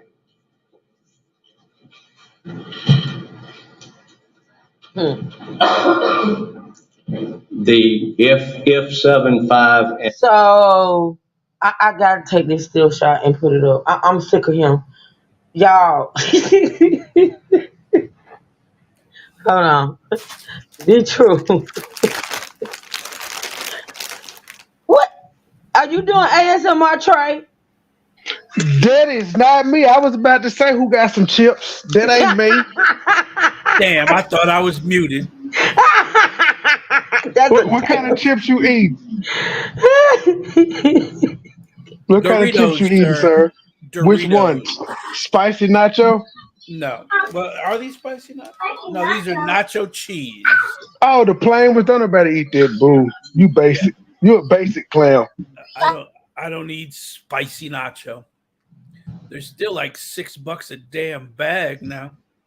Yeah, you got to go to Family Dollar. They normally like 2 for $6 or 2 for $7. 2 for $6.50 or 2 for $7. One of them.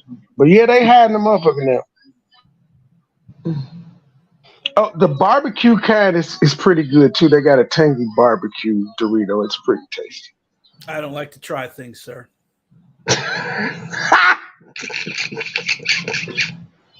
Black people can't turn away from barbecue chips. What is it? Spicy what? What you say it was, Trey? It's tangy barbecue. It's okay, a Dorito. tangy barbecue sounds good. I just don't like Doritos like that. Y'all try out them flavored Doritos like that? Yeah. Well, no, All some of them might just be like, nah. Some of them might all be of like, them nah, I ain't taste like trying. corn. Shit, they all taste like corn. Tortillas. No, But what I really want is that strawberry and cream Dr. Pepper. I can't find it nowhere. I've been looking for that for like a month. But anyway, stop eating chips, clown. Oh, I got this. Okay, I'm gonna get this screenshot, y'all. Y'all keep talking. I have to put this. Buster is a psychopath. Okay, he's just like his daddy. I'm gonna put this screenshot up of where he's looking right now. Great therapy. So, Miss Ann, how do you eat chips and salsa? What? She says she don't like corn chips. I'm like, how do you eat salsa I and chips? I eat it like when you go to Chili's and Moe's and shit. They the best. They have the best. Welcome to Moe's. Welcome to Moe's. And Miss Ann, who don't like Fritos? That's a great corn chip. What is wrong with you? Now Especially Fritos is good, barbecue especially Fritos is the bomb. especially if you try like the taco salad. Like you know how people use Doritos for the taco salad. The scoops, yeah. Yeah, The Frito scoops. uh-huh. Yes. Yeah. I'm greedy. I know. I put salt on my Fritos. You put more salt on them? Yeah. Why? Makes them taste better. This is a commercial break, people. We'll be back in a minute. I don't like Doritos. I love blue. See, Missy Lou, that's some bougie shit. Niggas don't eat blue corn chips. Yeah. Those. Yeah, blue. If they're blue, I'm not eating them because there's nothing natural in blue anything. Blue with sauce. Your poop gonna be blue. Yeah, pretty much. That's the food coloring.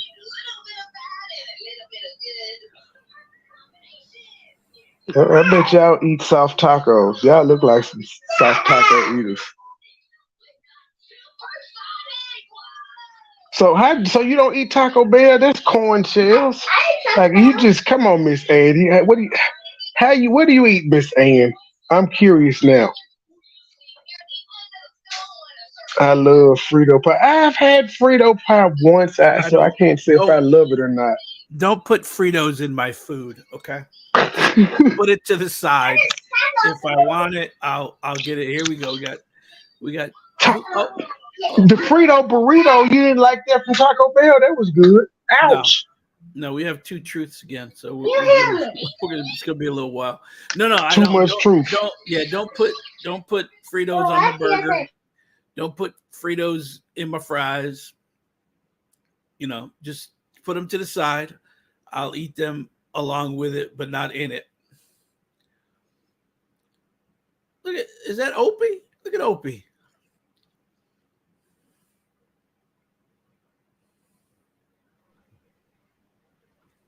I'm still trying to figure out why. That's Psycho Buster. That Yeah, is Psycho Buster. yeah, look at him. And he got his 8th grade graduation jacket on too. God. He's just, ooh. Taco Bell is fake. Taco No, Bell is not real Mexican. let me tell you what Buster. It's real American Mexican, ma'am. Yeah. That's Don't why you nobody don't want ever no see damn. Mexicans Don't there. nobody want no American Mexican. If I want Mexican, I Is want that Mexican. is We that do. is that man behind Buster sleep? He looks decrepit. Which one? The one to the left or the right? And yeah, the one to the The one left. to the left. Okay, Yeah, the the one one to to the the right, I left. think, is one of the brothers. Yeah. But the one But to Buster is looking at The that man's ears. He's like, "How the fuck do you have that much hair in your ear?" the one in front of him looked like Colonel Robert Lee, like he just fought in the Confederate War. Yeah, What the he hell? he looking at that man like, does that man can trim the hair in his ears?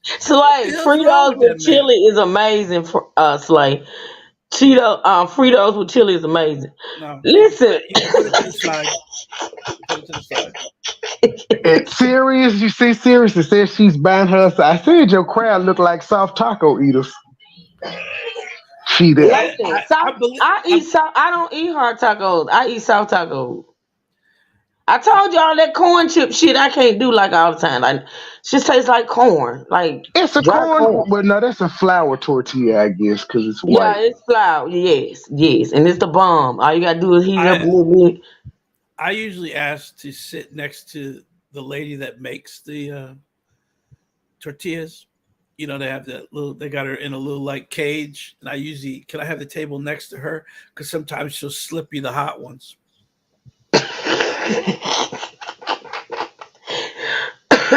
Listen, is dude sleep? Let me see. I'm gonna keep looking at the video and see if he and see That if he man, move. that man could be dead. He possibly may be That dead. man is not dead. He will slump over, sir. He Stop it. Now he may be he sleeping. definitely did not comb his hair before he died, and they brought him to court. His hair is going all kinds of ways, Oh God, I cannot. and Buster need to come out of the 1970s with that damn haircut. Buster looks like a psychopath. Look at this smirk, and this smirk is always there. Look at this smirk. He looks like a psychopath. He looks like he's thinking on how to take out the guy that's on the stand. I'm just saying. I mean, just look at him. It's Who's that? ridiculous. Who's that frumpy dump woman sitting next to Buster? I hope that's not his I don't know, wife. but she related to the dude sitting next to her because they look like twins. I think it's the sister. They Buster they they looking like related some kind of way. he looking like. Does that mean I don't have to finish law school? Yeah, pretty much. He's like, looking. I dodged that bullet, the one from my dad and law school. I will go back to the warehouse now. God. Yeah. He kind of, I'm telling you, he's looking at that man's ears. He's right looking at that man's ears. He's like, damn, that's a lot of hair in that damn ear right there. Can you braid that shit? Mm. But that she has the Laura Ingalls haircut next to him. Mm. Part down the middle and thrown to the side. Okay, we're gonna see if he sleep. I'm gonna see if this man sleep because I'm finna watch him. He sleep. You can't say that. You don't know. He I'm sleep. finna see. He got some damn deep grooves in his face. What the fuck they do to him? The truth, leave that man alone. He As definitely you can got the see, he's old not. man. No, as you can see, he's not bothering anybody. Like honestly. He definitely did not trim those eyebrows. Damn it. Don't nobody have a chance with you, the truth. It's just ridiculous. Buster has no eyebrows. Does Buster have He eyebrows? don't. The guy, Listen, Well, to be he honest, really none of these don't. people got yeah, eyebrows. I'm Shit, looking. look at the picture. I'm looking at the guy in front. He ain't got no eyebrows They either. are related. I keep telling you that's a brother None of the of the people in daddy. the photo have eyebrows. They all gone. They look Ah. they look like they've been up for a week. Look at the bags under Okay, them. will you be if your family member was on trial for murder? Come on now. Buster Get them don't look people. sleepy. Look at Buster. Buster ain't got a bag under his eye right now. Buster look like he's sleeping good.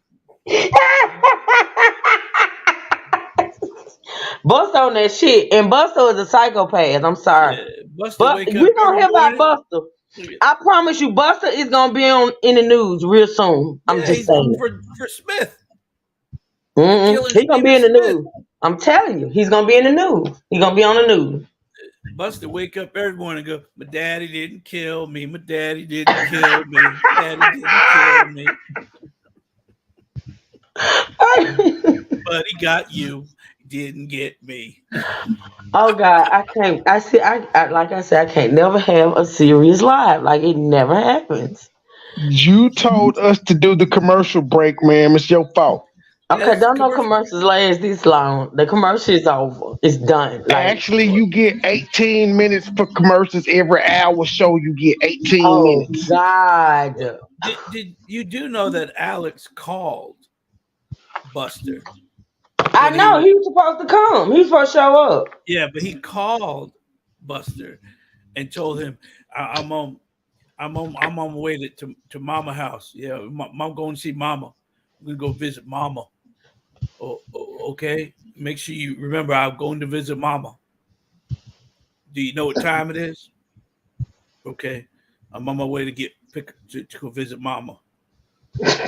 That was it. It was like a 2-minute You, conversation. And he hung up. you've been li- you've been live almost 2 hours, so that means you got to do 36 minutes worth of commercials. Continue the truth. No, no, no. I'm not doing this no more. Cause see, fucking with y'all and y'all commercials, I won't even finish the show. I'm Now, getting mad. Mad gonna jump in about the damn Doritos yeah, and now crush Matt, The up the truth. Doritos and use them as a topping for. I know somebody that does that How do actually. you eat your rotel? The truth. Do you use Tostitos? Do you use Doritos, or do you use I the use corn chips? corn chips, and I Really? usually go and get the uh, on the border corn chips. Oh yeah, yeah, those are good. I like the little Tostitos with the little cups, and you can just No, like fill them. see, I I like tried those.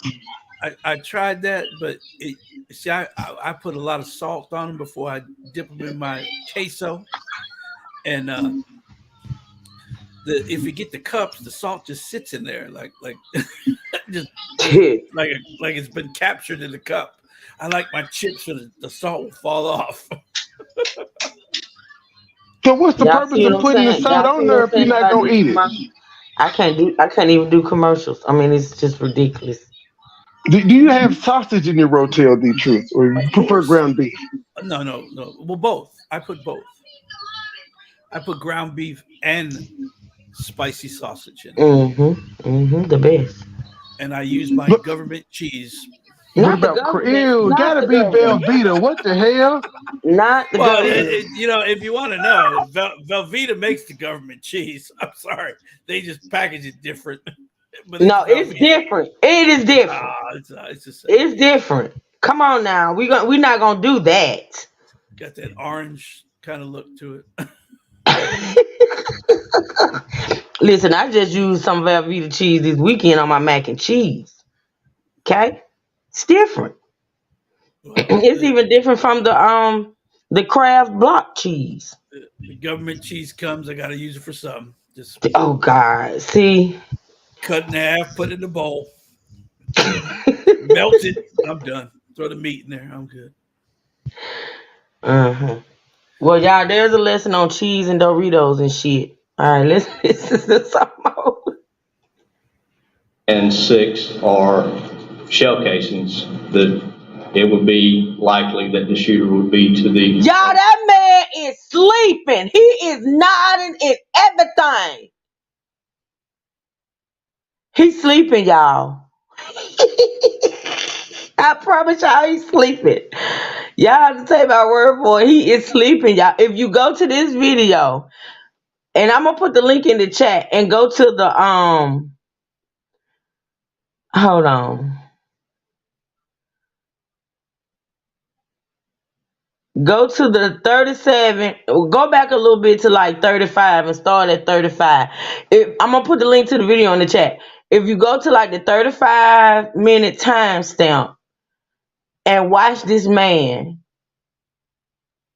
he's sleeping, he's nodding and everything. Other side of those rounds. Oh, he just woke up. Look, somewhere near this line in that area. That's why that cameraman dirty as hell. That cameraman dirty as hell. Did he look around like, oh, I hope I didn't fart in my sleep?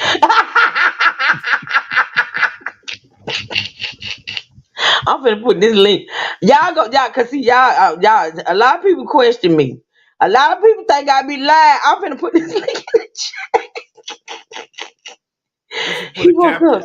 You should put a caption: "The man that slept through the trial." But the cameraman is dirty because he keeping the camera on that man. You know that man sleep. Hold on. Oh shit. Oh, okay, hold on. Let me get back to the chat. I'm finna put this link in here, y'all. Y'all go out and come back now, but make sure y'all come back. Go to the this shit is funny. But that cameraman dirty as hell. He dirty. Okay. All right, there's the link. Y'all go to the 35-minute mark and watch. I can't testify to that line or any there kind you of go. He back down. He back down. Understand, but it would be on the side of the line. It'd be up in here somewhere, right? It would be on the left-hand side of where those numbers are. It would be likely that the shooter would be on the left-hand side of where those numbers are if you're looking at it from where I'm sitting. The shooter be on the left-hand side of these numbers and a little forward of these numbers. Is that right? I can't say because I'm not sure if the ejection hit something on the way out, or if there was an obstruction on the ejection. I don't know. I can't testify to how far they would go. I just know that a normal 300 ejects to the right and slightly backwards. Yes, sir. Thank you.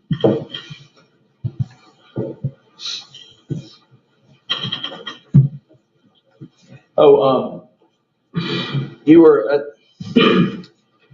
Moselle on the 8th. I think we've established that. And did you go back on the 13th? I did, sir. And you went to the house on the 13th as well? I did, sir. Okay. And we saw body cam from where you're picking up shell casings around the side door, 300 blackout shell casings around the side door. And I think, was that the 8th when you got the shell casing next to the... That was around 2 o'clock on the 8th, a little after 2. Now, jury will have the video if they want to see it, but as you're standing out there... Just start at like the 35-minute mark, Miss Ann, and just let it play. See the rooftops of the shed building and some other structures down at the kennels where the murders took place. You remember you could see the rooftops? I would think you could see the rooftops, but that's all you could see, correct? You couldn't see sled agents working around down there by the dog kennels. No, sir, there's planted pines between the residents and the kennels. So the fact of the matter is, you can't see people at the dog kennels from the house based on your personal observations. Is that correct? From where I was standing, no, sir. Now, you also testified about the location of Maggie's phone, how it was found. Yes, sir. Did you go out there when it was located? Yes, sir, I did. You recall how it was located? Yes, sir, I do. How was it located? We sent information to the phone company for a ping. The ping was actually 20-something hundred meters, which is a long ways. We then learned that she had Find My iPhone on her phone. One of the family members assisted with locating that phone, getting a better location on the phone, and we were ultimately able to find it. So you found the phone, Maggie's phone, by family member using Find My iPhone. And I think it was John Marvin is the one that assisted us with that. And do you think John Marvin was using Buster's phone to do that? I don't have a clue what he was using. And then when the phone was collected, you provided the password. Remember, you testified the password was provided. We were provided the PIN to open the phone. Yes, sir. Are you aware that Alec Murdoch provided the PIN to SLED so they could open Maggie's phone? Again, I don't know where the passcode or PIN came from. How did Alec provided when I thought they said Alec didn't know it? Where did he get it from? He didn't know Paul's. He Oh, knew he did, Maggie. yeah. He didn't know Paul's. He knew He didn't Maggie's. know That's right. Paul's. That's why Right. the video was not deleted. Right. You right, child. This shit is all running together now. Okay, yeah. But we were provided a PIN. Do you know what a Faraday bag is? Yes, sir, I do. Did anyone have a Faraday bag? I did not have a Faraday bag that day. What's the purpose of a Faraday bag? To prevent any tampering from outside sources once a cell phone is collected. And you can put the cell phone inside a Faraday bag so it can't hit Wi-Fi, cell phone towers. Again, it prevents any tampering from outside to prevent anybody from being able to communicate with the phone. It Any helps. outside sources. It's a tool to secure the evidence to prevent tampering. It is Inadvertent or intentional tampering, right? Yes, sir, it is one tool that can be used. And was Maggie's phone put in a Faraday bag when it was seized on the side of Moselle Road? No, it was not. Did anyone ask or bring up the fact that, hey, maybe we should get a Faraday bag before we move this phone? I did not ask. Anybody ask in your presence? Not that I'm aware of.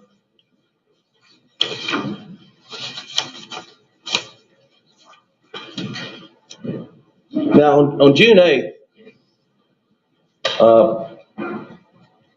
you were briefed and you were advised that Alec found his wife and son murdered. He was the one that discovered them, correct? Yes, sir. And on June 8th, you knew that he was Maggie's husband, Paul's father, immediate family, correct? Yes, sir. And as part of your long-time experience investigating crimes, murders in particular, someone who finds the bodies and is related to the victims is always going to be looked at. Is that fair? That would be a fair statement, sir. And y'all were looking at Alex on the 8th. SLED was, correct? Yes, sir. And would you have a label? Was he person of interest or suspect on the 8th? We were looking at Alec being the one that found the deceased, being the husband, the father, in an attempt to get Mr. Alec out of that immediate circle. And you've described this investigative circle. So you draw a circle around potential persons of interest, and Alex was in that circle, correct? We don't draw a circle around any individual person. My God. We work with the crime scene, which is what we consider the circle. And we work from our way inside out in order to find any potential suspects, identify the suspects, clear individuals. So we start with the small circle. So when you started with the small circle, although you don't draw it, it's a sort of investigative mental tool, who was the person in the small circle? We had Miss Maggie was in the crime scene, Paul was in the crime scene, and Alec was in the crime scene. And you remember that on the morning of the 8th, there were media reports that Alec was a person of interest in the murder of his wife and son. Do you remember that being public knowledge? I try to avoid the media in any investigation because I don't want to be influenced by anything that's said. And what do you recall SLED putting out a press release on the morning of the 8th that the public need not be alarmed? I do not recall any press release being put out by SLED. Never. Well, the point being, on the 8th, there was a circle, and it was only around Alec. He was the only living and breathing person in the circle. Is that correct? That is the only person that we could place in the circle at that time. And on the 8th, SLED knew that, from what interviews with Alec, that he said he left Moselle shortly after 9 p.m., went to visit his mother in Alameda, stayed for a while, and came back. SLED, and you were aware of that fact? I am aware of that, yes, sir. Did anybody at SLED ever, on the morning of the 8th, hightail it over to Alameda and search the house for any evidence whatsoever? I did not go to Alameda and search the house on the 8th. Are you aware of anyone ever going to Alameda to search the house until sometime in September of 2021? There was a number of agents out working. I'm not sure what the other agents did. Wouldn't it have been a good idea to go to Alameda on the morning of the 8th, where the guy in the circle says he was, right? I did not go, and I can't testify to what other agents did. Well, you've been working this investigation. You the lead case agent? No, sir, I'm not. Who's the lead case agent? David Owen. Right. Now, every interview that Alec Murdaugh gave, you participated in, right? I did, sir. So were you working, sort of Agent Owen's right-hand man in this investigation? I was assigned by the captain to assist Agent Owens. So it's fair that you knew daily developments as the investigation progressed, right? We had briefings with each other on the case. Yes, sir. And you knew that at no point in time, in June, July, August, anyone went over to Alameda, searched the house, searched the property for any dirty clothes or any murder weapons. I know that I did not go, and I'm not sure what the other agents in the investigative circle had done. Well, if you went over there, if you had gone over there on the morning of the 8th, scour the place and not find anything, that would sort of help nudge Alec outside this investigative circle, would it not? Oh, God. I can't testify to what if, sir. I did not go. Okay.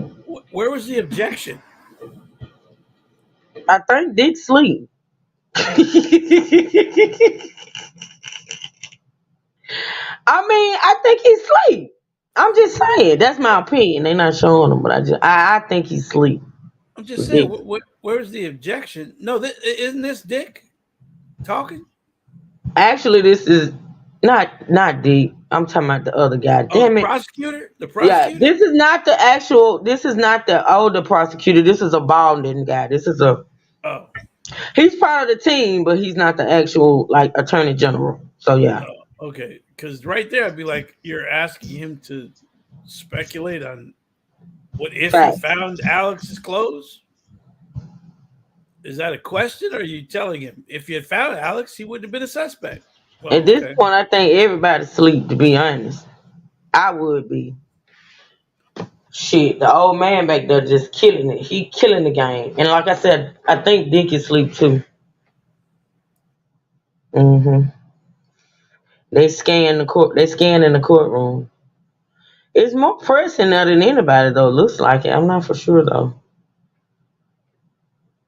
The old man is press. No, that old man is not press. Look That around old his man. look around his neck. There's a cord around his neck. So something is hanging there, and then you look He ain't behind gonna him. get the story though. He Yeah, is not going to be able to go back to the newsroom and yeah. report, sir. So He's not gonna be able to do what happened today in court? that. Uh, No, he's not gonna yeah. be able to. No, nothing really. They were just talking about Alex. And on the way out, hey man, can I get your notes? You know what? This truth, I'm gonna have to dispute you, and I don't dispute you a lot. Okay, this is the thing. Okay. I don't think that's a cord for a press pass. I think that's a cord for some glasses. It could be glasses. That is I bet you. I'm thin willing because to bet it's the glasses and the not and guy not. the guy directly behind them in the gray, he has a pass of some sort. It's hanging down just above the bench. Yeah. But you know that what it could be his hearing aid is falling out and Oh he my can't hear God. anything. That's why he fell asleep. You caught me off guard with that one. I think it's glasses. I think it's glasses. Bifocals. Bifocals. His bifocals fell out. Oh God. Okay, yeah. Trey.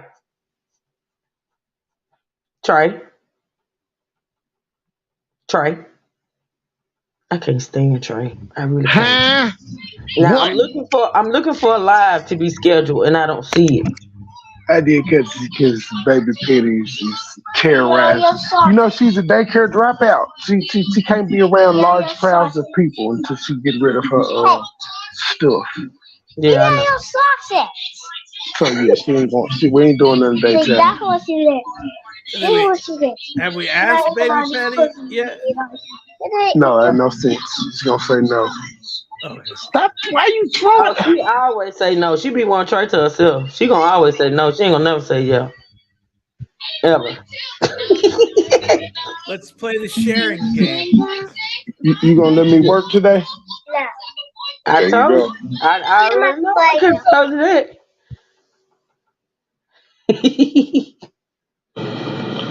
On the 8th, you were asked to point out who's that person, who's that person, who's that person. That's Ronnie Crosby, he's a lawyer. That's Mark Ball, he's a lawyer. That's Lee Cope, he's a lawyer. You remember that testimony? I do, sir. Okay. Now, Allen wasn't lawyering up on the 8th. Those were his friends who came over to help him, correct? They were given counsel to Alec as far as what we were doing. They were making phone calls to his counsel. That was the instruction which we gave. We were given. And they were assisting you, as you saw on the body cam, go through the evidence that you ended up seizing in the gun room, right? They pointed out some items that they had concerns about. Did you find that their efforts were obstructing your investigation? They didn't obstruct our search within that gun room, no, sir.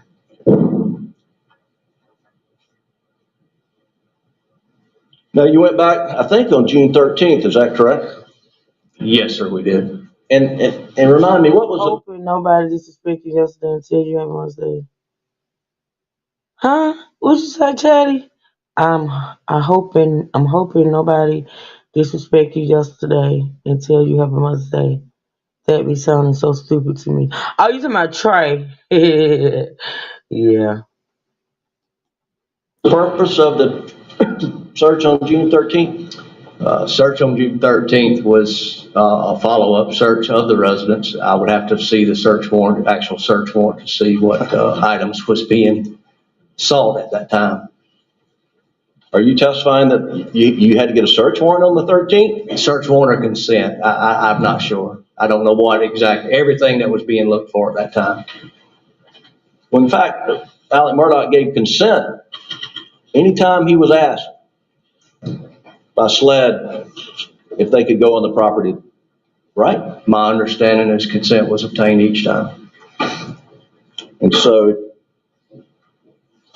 there was no search warrant on the 13th, was there, Agent Croft? I would have to see our legal grounds for being there, so whether it was consent or a search warrant. I do not know. Right.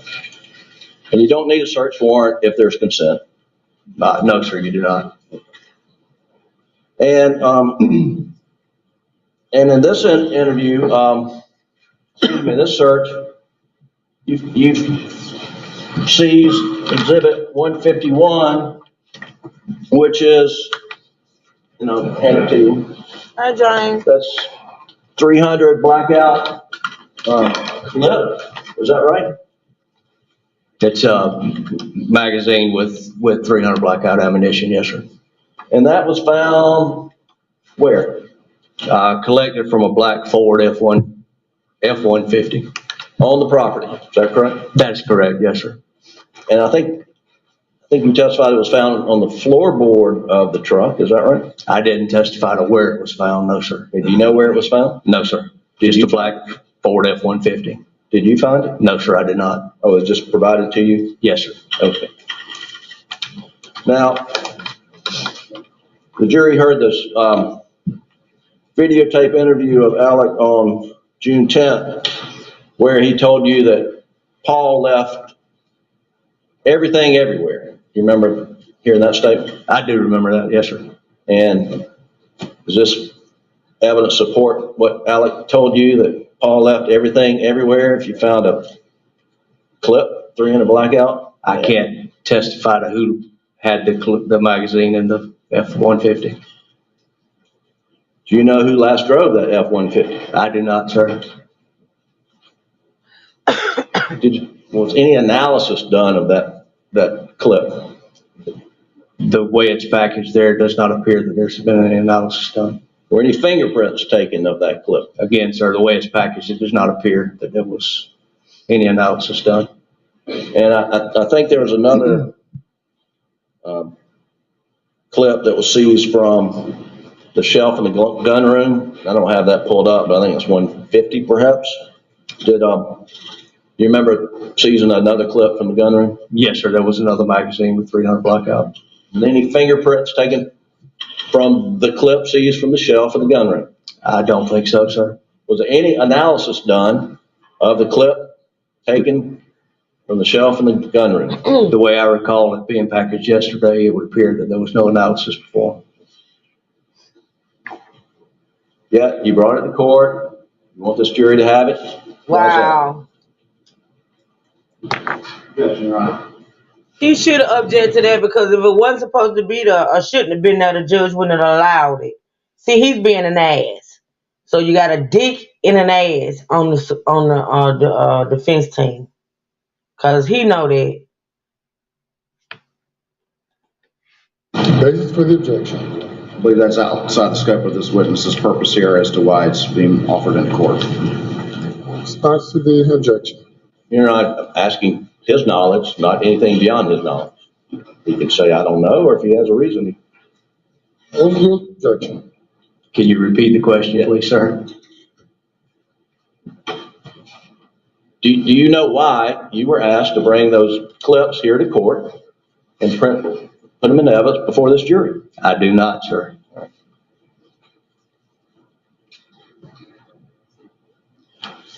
Now, you also did a search of the shooting range. I couldn't go through my notes, and I don't have a date. Was that on the 13th or a different day? I'm not sure if it's the 13th or the 16th. 16th? I think you may be right. Either way, again, that was a consent search, right? You didn't have a search warrant for that. We did get consent for that, yes, sir. And the jury saw the video. We're not going to belabor that again, but there was a shooting house, if you will, with a chair and a thing you would rest a gun on. And we saw you picking up a lot of shell casings, right? Yes, sir. And the shell casings you were picking up were the 300 blackout spent shell casings, cartridges, right? That is correct, sir. But there was a lot of brass in there that were not 300 blackout cartridges, right? There was additional brass that was not 300, yes, sir. Now, we didn't get a good look. If you're sitting in that chair in that shooting house downrange, do you remember what was on the other end of 100 yards or so away? Remember what was on the other end? I do not recall what's back on that end, no, sir. Target of some sort. Are you aware there's a big dirt mound there? A berm, too. That's safe, right? You don't want to be shooting a rifle just going down without something to stop it. So there's a berm there to stop it. It was going into a wooded area, yes, sir. But there was a dirt mound. There was a dirt mound. There was a target and then a dirt mound behind it. That's correct. Now, we saw you picking up brass. Who went down to the other end and started digging that earthen dirt mound to find fired projectiles? I did not go down to the other end, no, sir. In fact, nobody at SLED went to that other end to dig out 300 blackout fired projectiles, did they? I did not, and I don't know what the other agents did, no, sir. Well, you're assisting Agent Owen. You're going to briefings. You didn't hear at any point in time while we should have, or we did dig out projectiles from the dirt mound. I never heard of anyone digging out the dirt mounds, digging out brass from the dirt mound. If you had dug out projectiles from the dirt mound, that could have been sent to the ballistics lab at SLED and done a comparison to projectiles found at the crime scene, correct? Oh my God. There would be a lot of elements that would go into whether it could actually be looked at or not. Or you could certainly compare it to what was, you could take a 300 blackout, shoot it out of Buster's gun right there leaning next to you and compare it to the projectiles. You're aware that could be done in SLED, right? No, yes, sir, I am. But it wasn't, was it? I'm not sure what testing was done on this particular rifle to compare it to anything at the scene. Okay. Now let's go to the June 10th interview.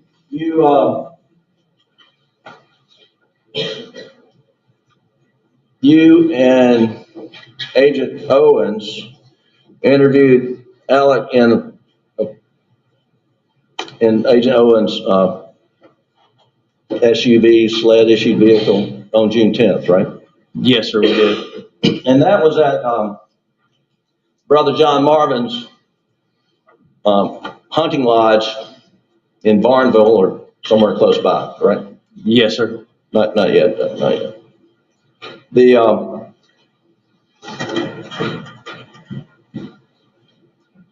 A lot of people were interviewed that day, right? There was a number of interviews going on at the same time, yes, sir. And that was consent, correct? The interviews were consensual. Yes, sir. And you interviewed, the folks being interviewed that day not only included Alec, but they included John Marvin, his brother, his son Buster, and his other brother Randy. Is that correct? To my recollection, yes, sir. And when you pulled up on June the 10th, it's about, was it early afternoon it seemed like? The timestamp should be on the video. I don't recall what time it was. But it was a little bit like the cavalry coming, wasn't it? Because there were a lot of cars that pulled up at one time, right? They were aware we were coming. How many agents went? We took agents to interview each person that was there. You took 2 agents for each interview, right? I think there was 2 agents for each interview, yes, sir. And each agent came in their own car, right? I think I may have rode with Special Agent Owen. I'm not sure if the others drove their own cars or not. Well, and so there's at least 4, could have been more than that, cars, right? That was probably full cars, yes, sir. And you put each person, Randy, John Marvin, Buster, and Alec, in a separate car all at one time. Pretty close to the same time, yes, sir. Each one got in the car with agents.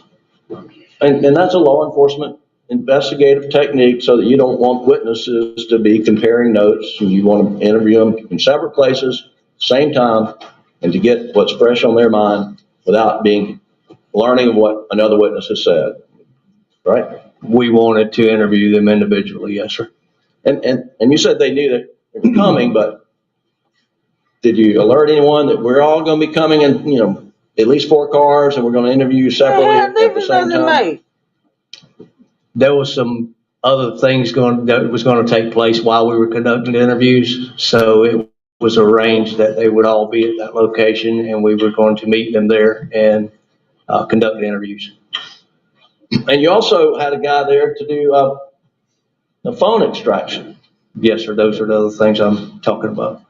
Now, that wasn't told to Alec or John Marvin or Buster or Randy before SLED rolled in on the 8th at John Marvin's hunting lodge, right? It's my understanding that they knew we were coming and that we were going to request the phone analysis be done. You think someone when SLED would have told Alec ahead of time, told John Marvin ahead of time, that we're going to, when we get there, be sure not to erase anything off your phone because we're going to download it? I didn't set the meeting up.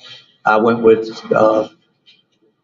Agent Owen to conduct the interview.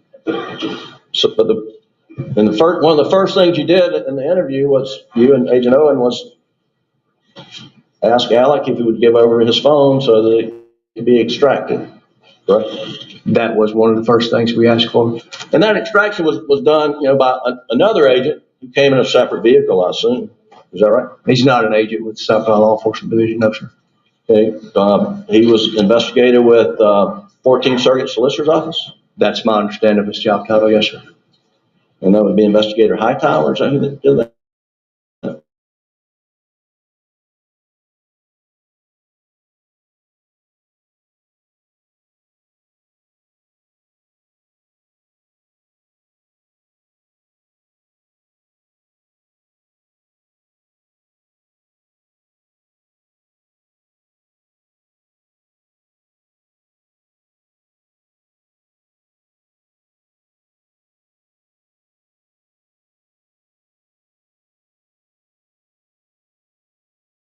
Sorry, y'all. My mic went out for a second. Just a second. Here we go. I was just getting ready to say something. Yeah. I know that Alec, we secured a buckle from Alec. I'm pretty sure that there was one collected from Buster. I'm not sure about John Marvin and Randy. Now, yesterday, we listened to the entire video interview with Alec, and it ran for almost an hour, could be longer, but you sat on the stand and heard that, right? Yes, sir, I did. And at various points in time, you were asked, what did he just tell you? Did he just tell you this? Do you remember that? I do, sir. And then you get to one. Yeah, we're going to go for like 30 more minutes, and hopefully, did I speak to Juicy Kim? Juicy Kim, did I speak to you? And hopefully, his test, I'm trying to look at the time step and then look at the time on the thing, but hopefully we'll get through him today. I'm trying my best. That's why I'm not talking a whole lot, y'all, just so y'all can listen and hear, because I really want to try to get through his testimony today. Point in the interview where you're asked, what did you say after you said it must be tormenting? And you testified that Alex said on the video captured by audio that it was so bad, I did him so bad. Mm-hmm. That's what you testified to yesterday. Mm-hmm. Yes, sir, that is what I testified to. Sure did Now- say it. Are you 100% confident that Alex said, I did him so bad, rather than they did him so They bad? played the. Wait a I'm minute. 100% confident in what I heard and I interpreted him as saying. But you would agree that this jury can hear the same thing you heard on June the 10th by playing what was. Now, see, this would be okay to be asking the truth, in my opinion, if we didn't hear that recording. Am I right? Damn it! Where is the truth? Again, he's gonna try to tell you didn't Oh, hear you that. eating? I can tell it. Don't even worry. Did the Dorito talk make you hungry? Yeah. So he's gonna interpret and make up a word for I. Right. So he's gonna try to play it But and put it in your mind that he didn't say that. I'll play that fucking recording to death. Well, He said he again, did him so bad. yeah, he's gonna play it again, and this time he's gonna play it because we have people on YouTube that do the same thing. Hell to the yeah. He's going to play it and say, "I don't hear that. I don't hear him say I.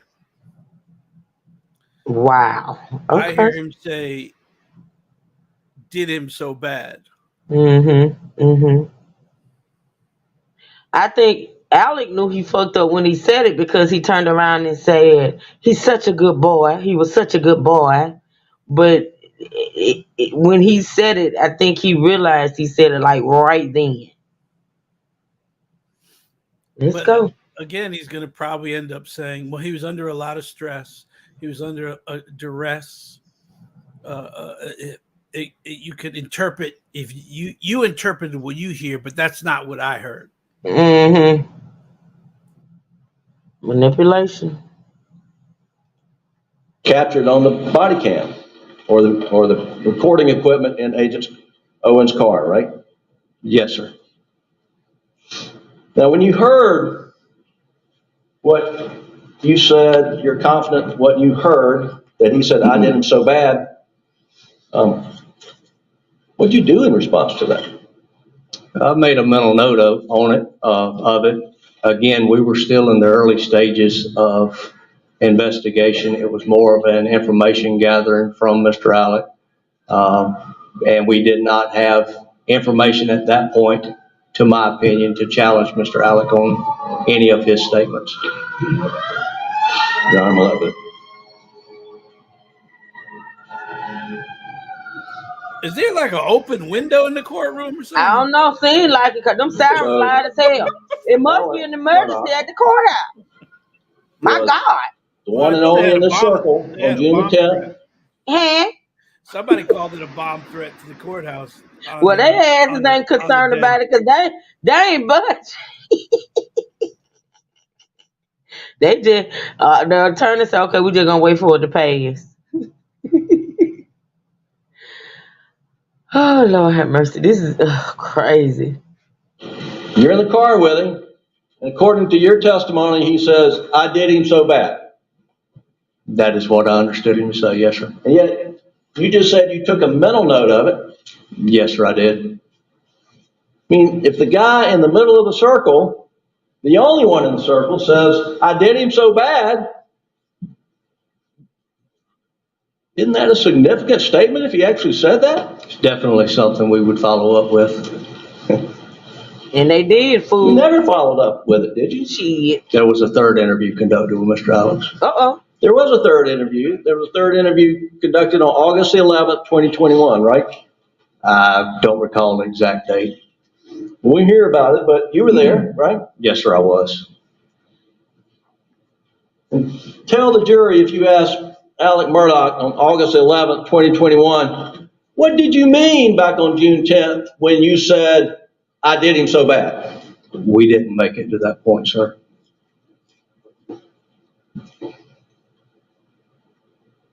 probably played the field. In fact, back on June 10th, after you had this, what you heard him say, I did him so bad, you went on to talk about funeral arrangements, whether they're going to be public or private. Isn't that right? There was questions concerning funeral arrangements, yes, sir. And Agent Owen says, well, Alex said he's trying to make arrangements so it wouldn't be, a lot of media there or any media there. And, the guy who just said, I did him so bad, I mean, the response to that was, they don't deserve to be there. You recall that? Repeat that again, sir. Do you recall Agent Owen saying in your presence to Alec, the media did not deserve to be at Maggie and Paul's funeral? I do recall Agent Owen saying something about the media not being there. Yes, sir. And that was after, according to you, he said, I did him so bad. Yes, sir. And did you consider that to be some sort of confession on June the 10th? Again, it was something that we were definitely going to follow up on. Yes, sir.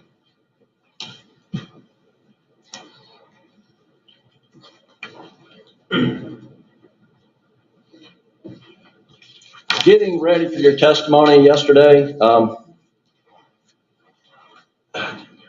excuse me, did you review a transcript that was prepared by SLED of that interview of June 10th with Alec? No, sir. I have never seen a transcript that was prepared for that. Are you aware the transcript was prepared at SLED? No, sir, I am not. Are you hearing that the first time? Yes, sir, I am.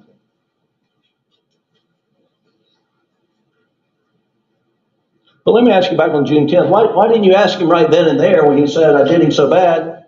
Why didn't you ask him, what do you mean by that, Alec? Again, it was early in the investigation.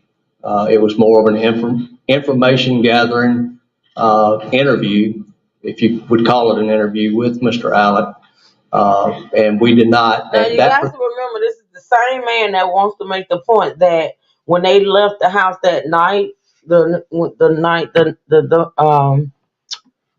murders took place, this defense attorney is the same guy that's trying to make it seem like when they left the house that night that Alec was considered a suspect. But the witnesses have been saying, nah, that's not the case. That's not the case. So this is the thing. If they had left the house that night and considered him the only suspect at that point, when he said that, they would have backed it up. I mean, to me, honestly, that's how I think. That if he literally said that, and he was already considered to be a suspect, and not them just trying to get information like they say, I feel like they would have took that. Well, they probably did take it and ran with it at that point, because I know I would have. But this defense. First of all, you know what? Let's just keep this. Particular time in the investigation, we did not have evidence to challenge anything that Mr. Alec would have told us. Come on now, you done said it was decided that we would not cross that at that time.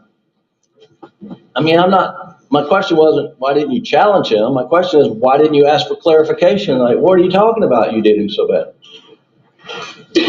Asking for clarification. Y'all for the 67 likes on this live. Thank you so much. I really appreciate it, y'all. All right. Be sure to, if you haven't hit the like button, go out and hit it, and feel free to support the channel. Thank y'all. Of I did him so bad would ultimately be a challenge of what he said. So what were the things going through your mind when you heard or misheard, I did him so bad? You like, I wasn't a good dad? I spoiled him? Or I killed him? I mean, what was going through your mental note? There was a mental note that it was definitely something that we needed to follow up on and act at a later time.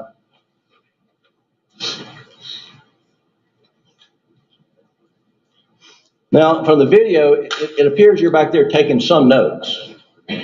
Yes, sir. Did you take notes? I was writing specific stuff. You mentioned you made a mental note. This what you heard or misheard, I did him so bad. But did you make a written note of him saying that? I don't recall if I wrote it or not, sir.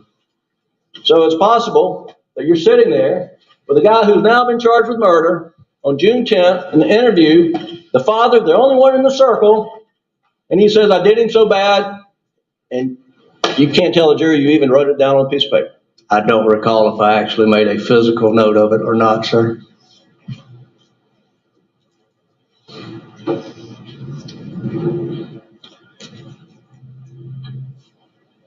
I'm going to play the clip from State's Exhibit 243, which is in evidence. I want you to listen again with the jury.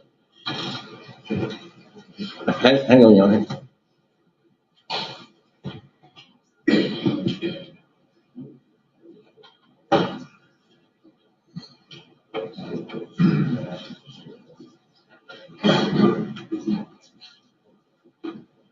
Lawyers are talking, y'all.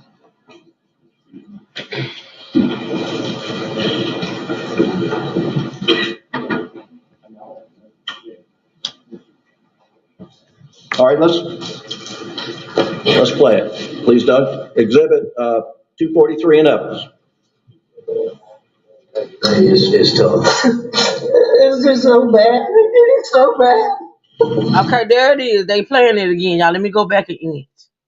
They playing it again, y'all. Oh, wait a minute.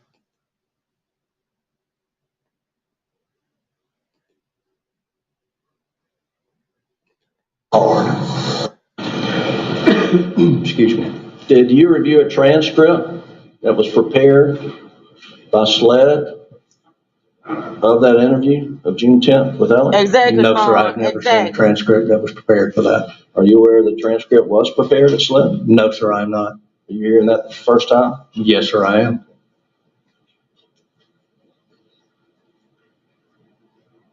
But let me ask you back on June 10th. Why didn't you ask him right then and there when he said, I did him so bad? Why didn't you ask him, what do you mean by that, Ellen? Again, it was early in the investigation. It was more of an information gathering interview, if you would call it an interview, with Mr. Allen. And we did not, at that particular time in the investigation, we did not have evidence to challenge anything that Mr. Allen would have told us. It was decided that we would not cross that at that time. I mean, my question wasn't, why didn't you challenge him? My question is, why didn't you ask for clarification? Like, what are you talking about? You did him so bad. Asking for clarification of I did him so bad would ultimately be a challenge of what he said. Right. So, Dummy. what were the things going through your mind when you heard or misheard, I did him so bad? You're like, I wasn't a good dad? Oh my God. I killed him or I killed him? I mean, what was going through your mental note? There was a mental note that it was definitely something that we needed to follow up on and act at a later time.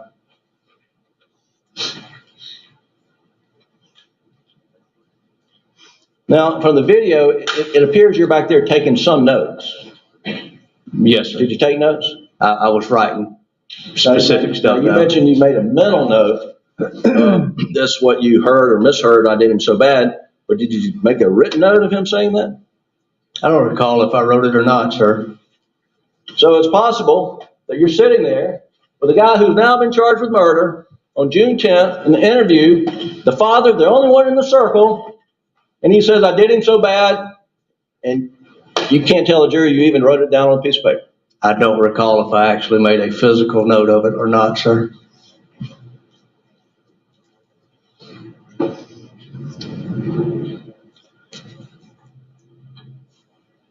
I'm going to play that clip from State's Exhibit 243, which is in evidence. I want you to listen again with the jury. Hang on, young man.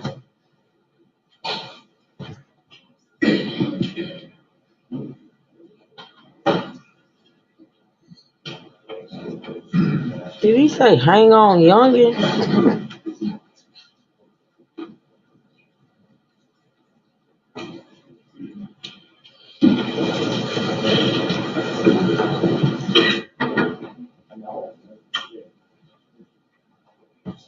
All right, let's play it. Please, Doug. Exhibit 243 in evidence. It's tough. just so bad. They did it so bad. All right, back it up and play it in real time again, Doug, real time.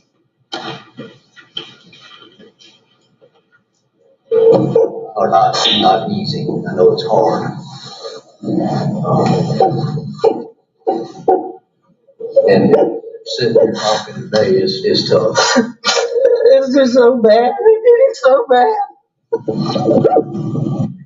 Now, to be honest, listen to it that time. He could have said it's so bad they did him so bad. What do y'all think? Do I need to play it again? I ain't gonna lie, y'all. He could have said they did him so bad. Maybe the damn defense attorney done changed my mind. I don't know. Let me go Power back. of suggestion. Oh hell yeah! Hold on. Mr. Allen, and we did not, at that particular time in the Damn it! investigation, I we did always not take it have back too far. This is the last time, evidence to y'all. challenge anything that Mr. Allen would have told us. It was decided that we would not cross that at that time. I mean, my question wasn't, why didn't you challenge him? My Damn it, I question took is, it why back didn't too you far. ask for clarification? Like, what are you talking about? You did him so bad. Asking for clarification of I did him so bad would ultimately be a challenge of what he said. So what were the things going through your mind I when can't you, look at his mouth as long because they're not showing the video, and I ain't going to look for that no more. Well, yeah, it's actually in that interview. I could find it, but I just don't want to. Damn it. heard or misheard, I did him so bad, you're like, I wasn't a good dad? I spoiled him? Or I killed him? I mean, what was going through your mental note? There was a mental note that it was definitely something that we needed to follow up on and ask at a later time.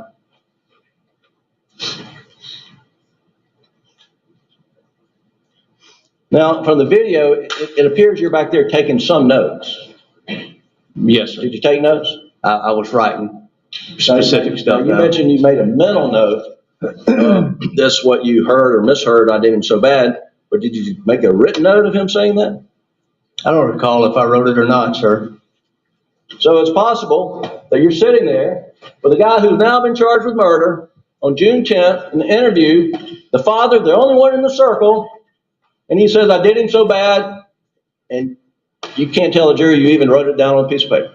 I don't recall if I actually made a physical note of it or not, sir.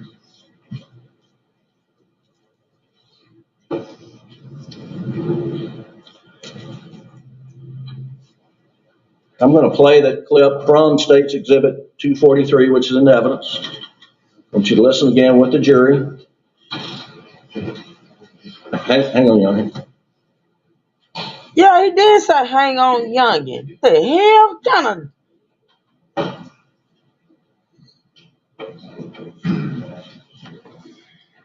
of. Not mentally challenged. Tell him, miss. I cannot.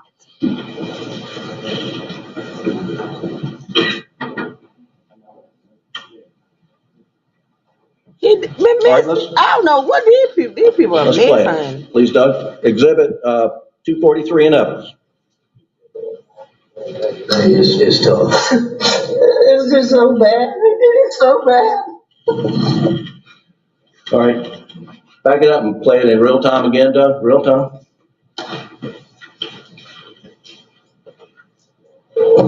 Are not easy. I know it's hard. And sitting here talking today is tough. It's just so bad. They did it so bad. Once again, to me, he could have sounded they did him so bad. Because you got to remember also that he this particular night, he's trying to make it come out. He's trying to make it seem like It's definitely not they. for real. Why here that It's I definitely. gotta be honest. It's definitely not they. It did him so Slow bad. it down. Slow it down. Slow the speed down. Damn it! Say it like this. I did him so bad. Okay. You heard they too, Mr. Lou. I'm telling you. Okay. Tell me. Okay, this is 112. I cannot go back too far, y'all. I cannot. I can't. What kind of device are you using? Are you using a tablet, a cellular device, or like a laptop? Laptop. Oh, never mind. That don't work then. She's using a tape recorder, and she has to push the button down play. You know, the hard No, but button. You see, got to like push. but on the tablet, see, you can do a phone. You can just tap back twice and it'll take it back 10 seconds. Like on the laptop, Yeah, they you have can. updated shit. That's what. You still got to move the ball. Yeah. I like moving balls. Don't we Okay. know it? We Don't we know know it? that. We definitely know that. Balls underwater, balls. Okay. Hopefully I didn't go back too far, but I'm gonna say we're gonna suffer through this, y'all. We got to hit them. Okay, what should I put it on, Trey? Maybe 0.75 or 0.5? 7.5. Okay. All right. Okay, so listen, y'all. On June 10th, in the interview, the father, the only one in the circle, and he says, I don't think that's slow enough. Yeah, take it to the last one then. Put on the last one.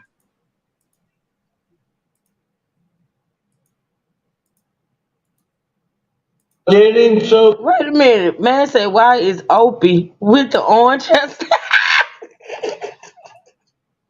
He's not That's staring at Buster, sir. he's not staring at that man's neck. He's staring at the witness. He's a sociopath. He's gonna get him. He's looking at the witness, man. That's how he's looking at that man that's testifying He with his is crazy ass. he is looking at that man's ear hair. He ain't looking. I'm telling y'all, he is looking at the witness. Oh God. Oh, he's looking at the back of that man or that man's ear. Look at his eyes. His eyes is looking right at his ears.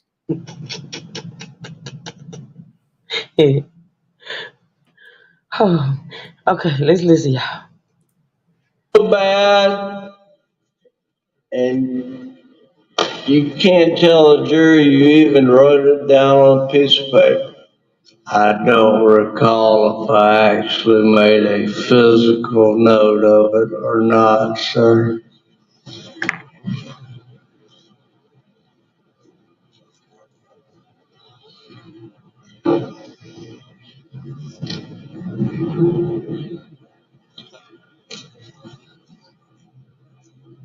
It's slow, y'all, but we gotta do it, okay? I'm gonna play the clip from State's Exhibit 243, which is in evidence. I want you to listen again with the jury.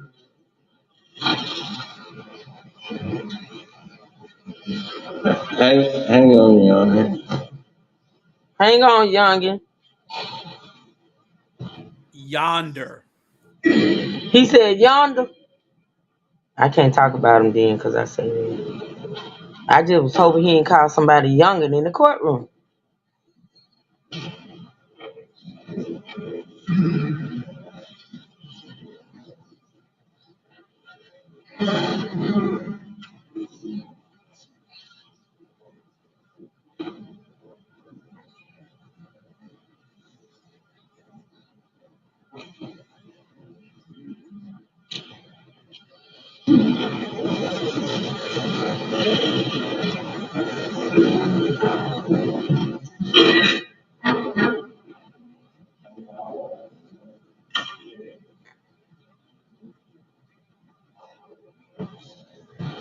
All right, let's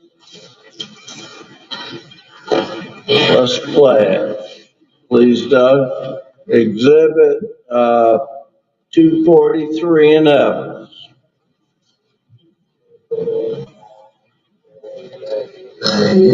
It's tough. It's just so bad. It's so bad. It definitely sounded like he said they did him so bad. I'm telling you. It sounds like they the truth. Okay, let me play. Play it in real time again, Doug. Real time.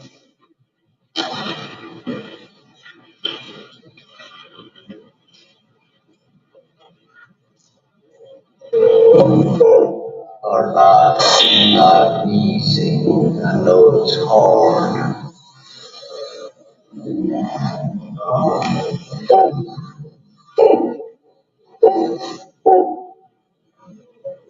And sitting here talking today is tough. It's just so bad. It's so bad. That sounds like day to me. I'm sorry, y'all. That's what I'm sticking to. I'm sorry. That's what it sounds like. I think he said they, but we're gonna see. We're gonna move it along and see what they say. So, did you hear now, they or I? I will still testify that my hearing, I hear I. There you go, Your boy. Honor, we'd like to Stick play it to it. again at 1/3 speed to slow Oh, it they down. finna start got it. Oh, let's get it good. Let's get it good. Y'all ready to go? Cause it's at 3 hours, and y'all want to keep going. Y'all let me know quick. Play this part and then we'll end. Okay, okay. It's the same. Thank you. I would object to playing it at 1/3 speed, and the foundation laid for who's manipulating it, how it's being manipulated. I think obviously we have it in real time. Okay, so There they're have to be some objecting, additional y'all. They're foundation. objecting. Play at 1/3 speed.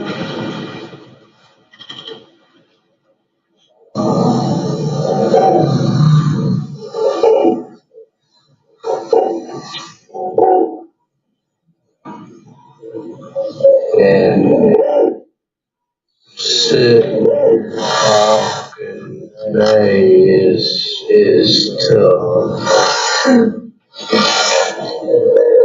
It's just so bad. It's so bad.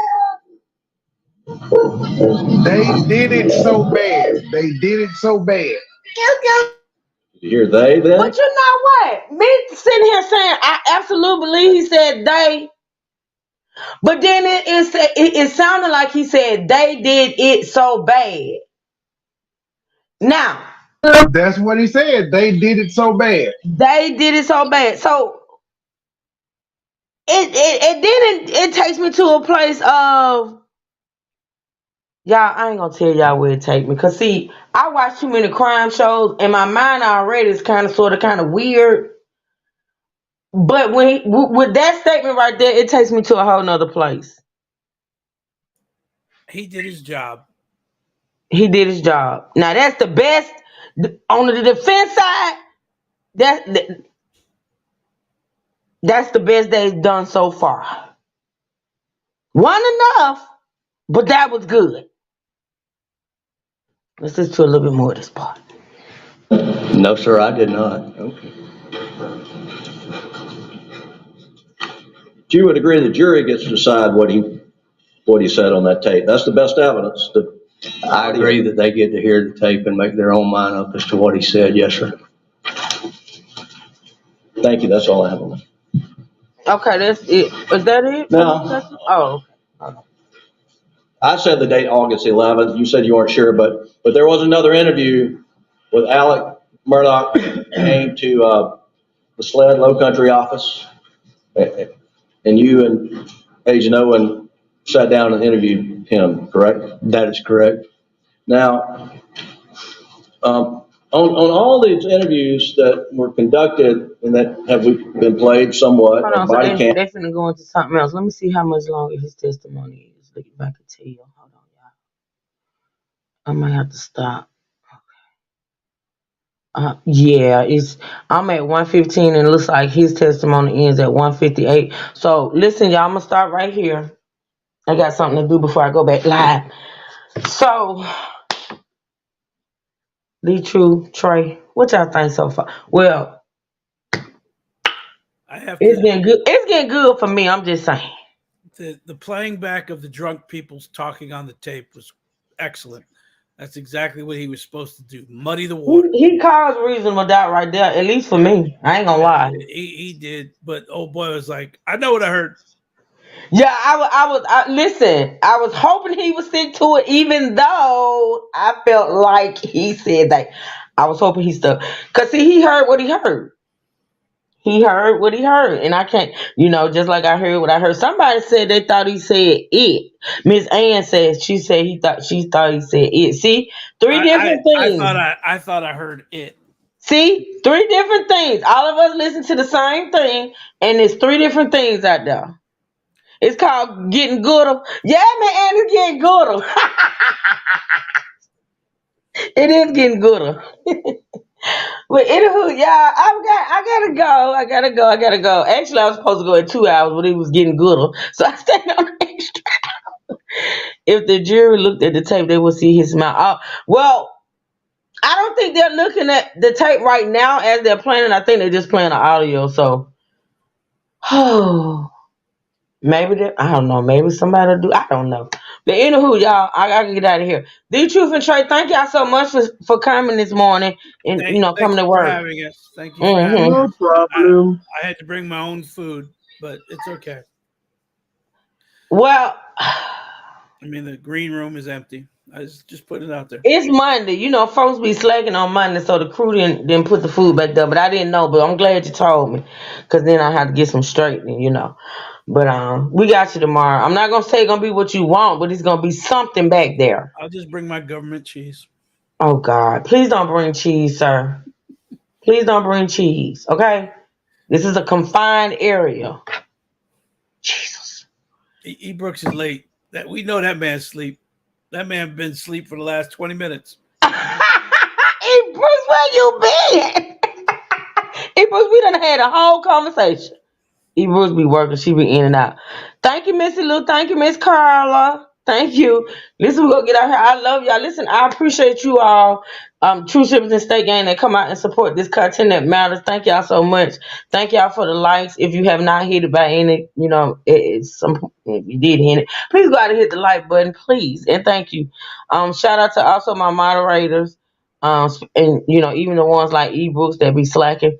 And shout out to my monetary contributors. See you later, series. I'll be back later. Trey will probably be back in the late night hour. The Truth, you have any idea what if you may be going live this week? I'm waiting on a part for my computer. Oh yeah, that's right. That's right. Okay. Alrighty then, y'all. Y'all have a blessed, beautiful day. It is Monday, so I know it's I hope I help some people get through a little bit of their work day. And so yeah. Tomorrow we'll pick back up right at this point, y'all. And thank y'all for enjoying the content. I appreciate it. And until later, I will see y'all. Y'all be safe out there in them streets. Not only the real streets, but the YouTube streets, honey. They're treacherous. Okay. All right, y'all. Bye-bye. See y'all Bye-bye. later.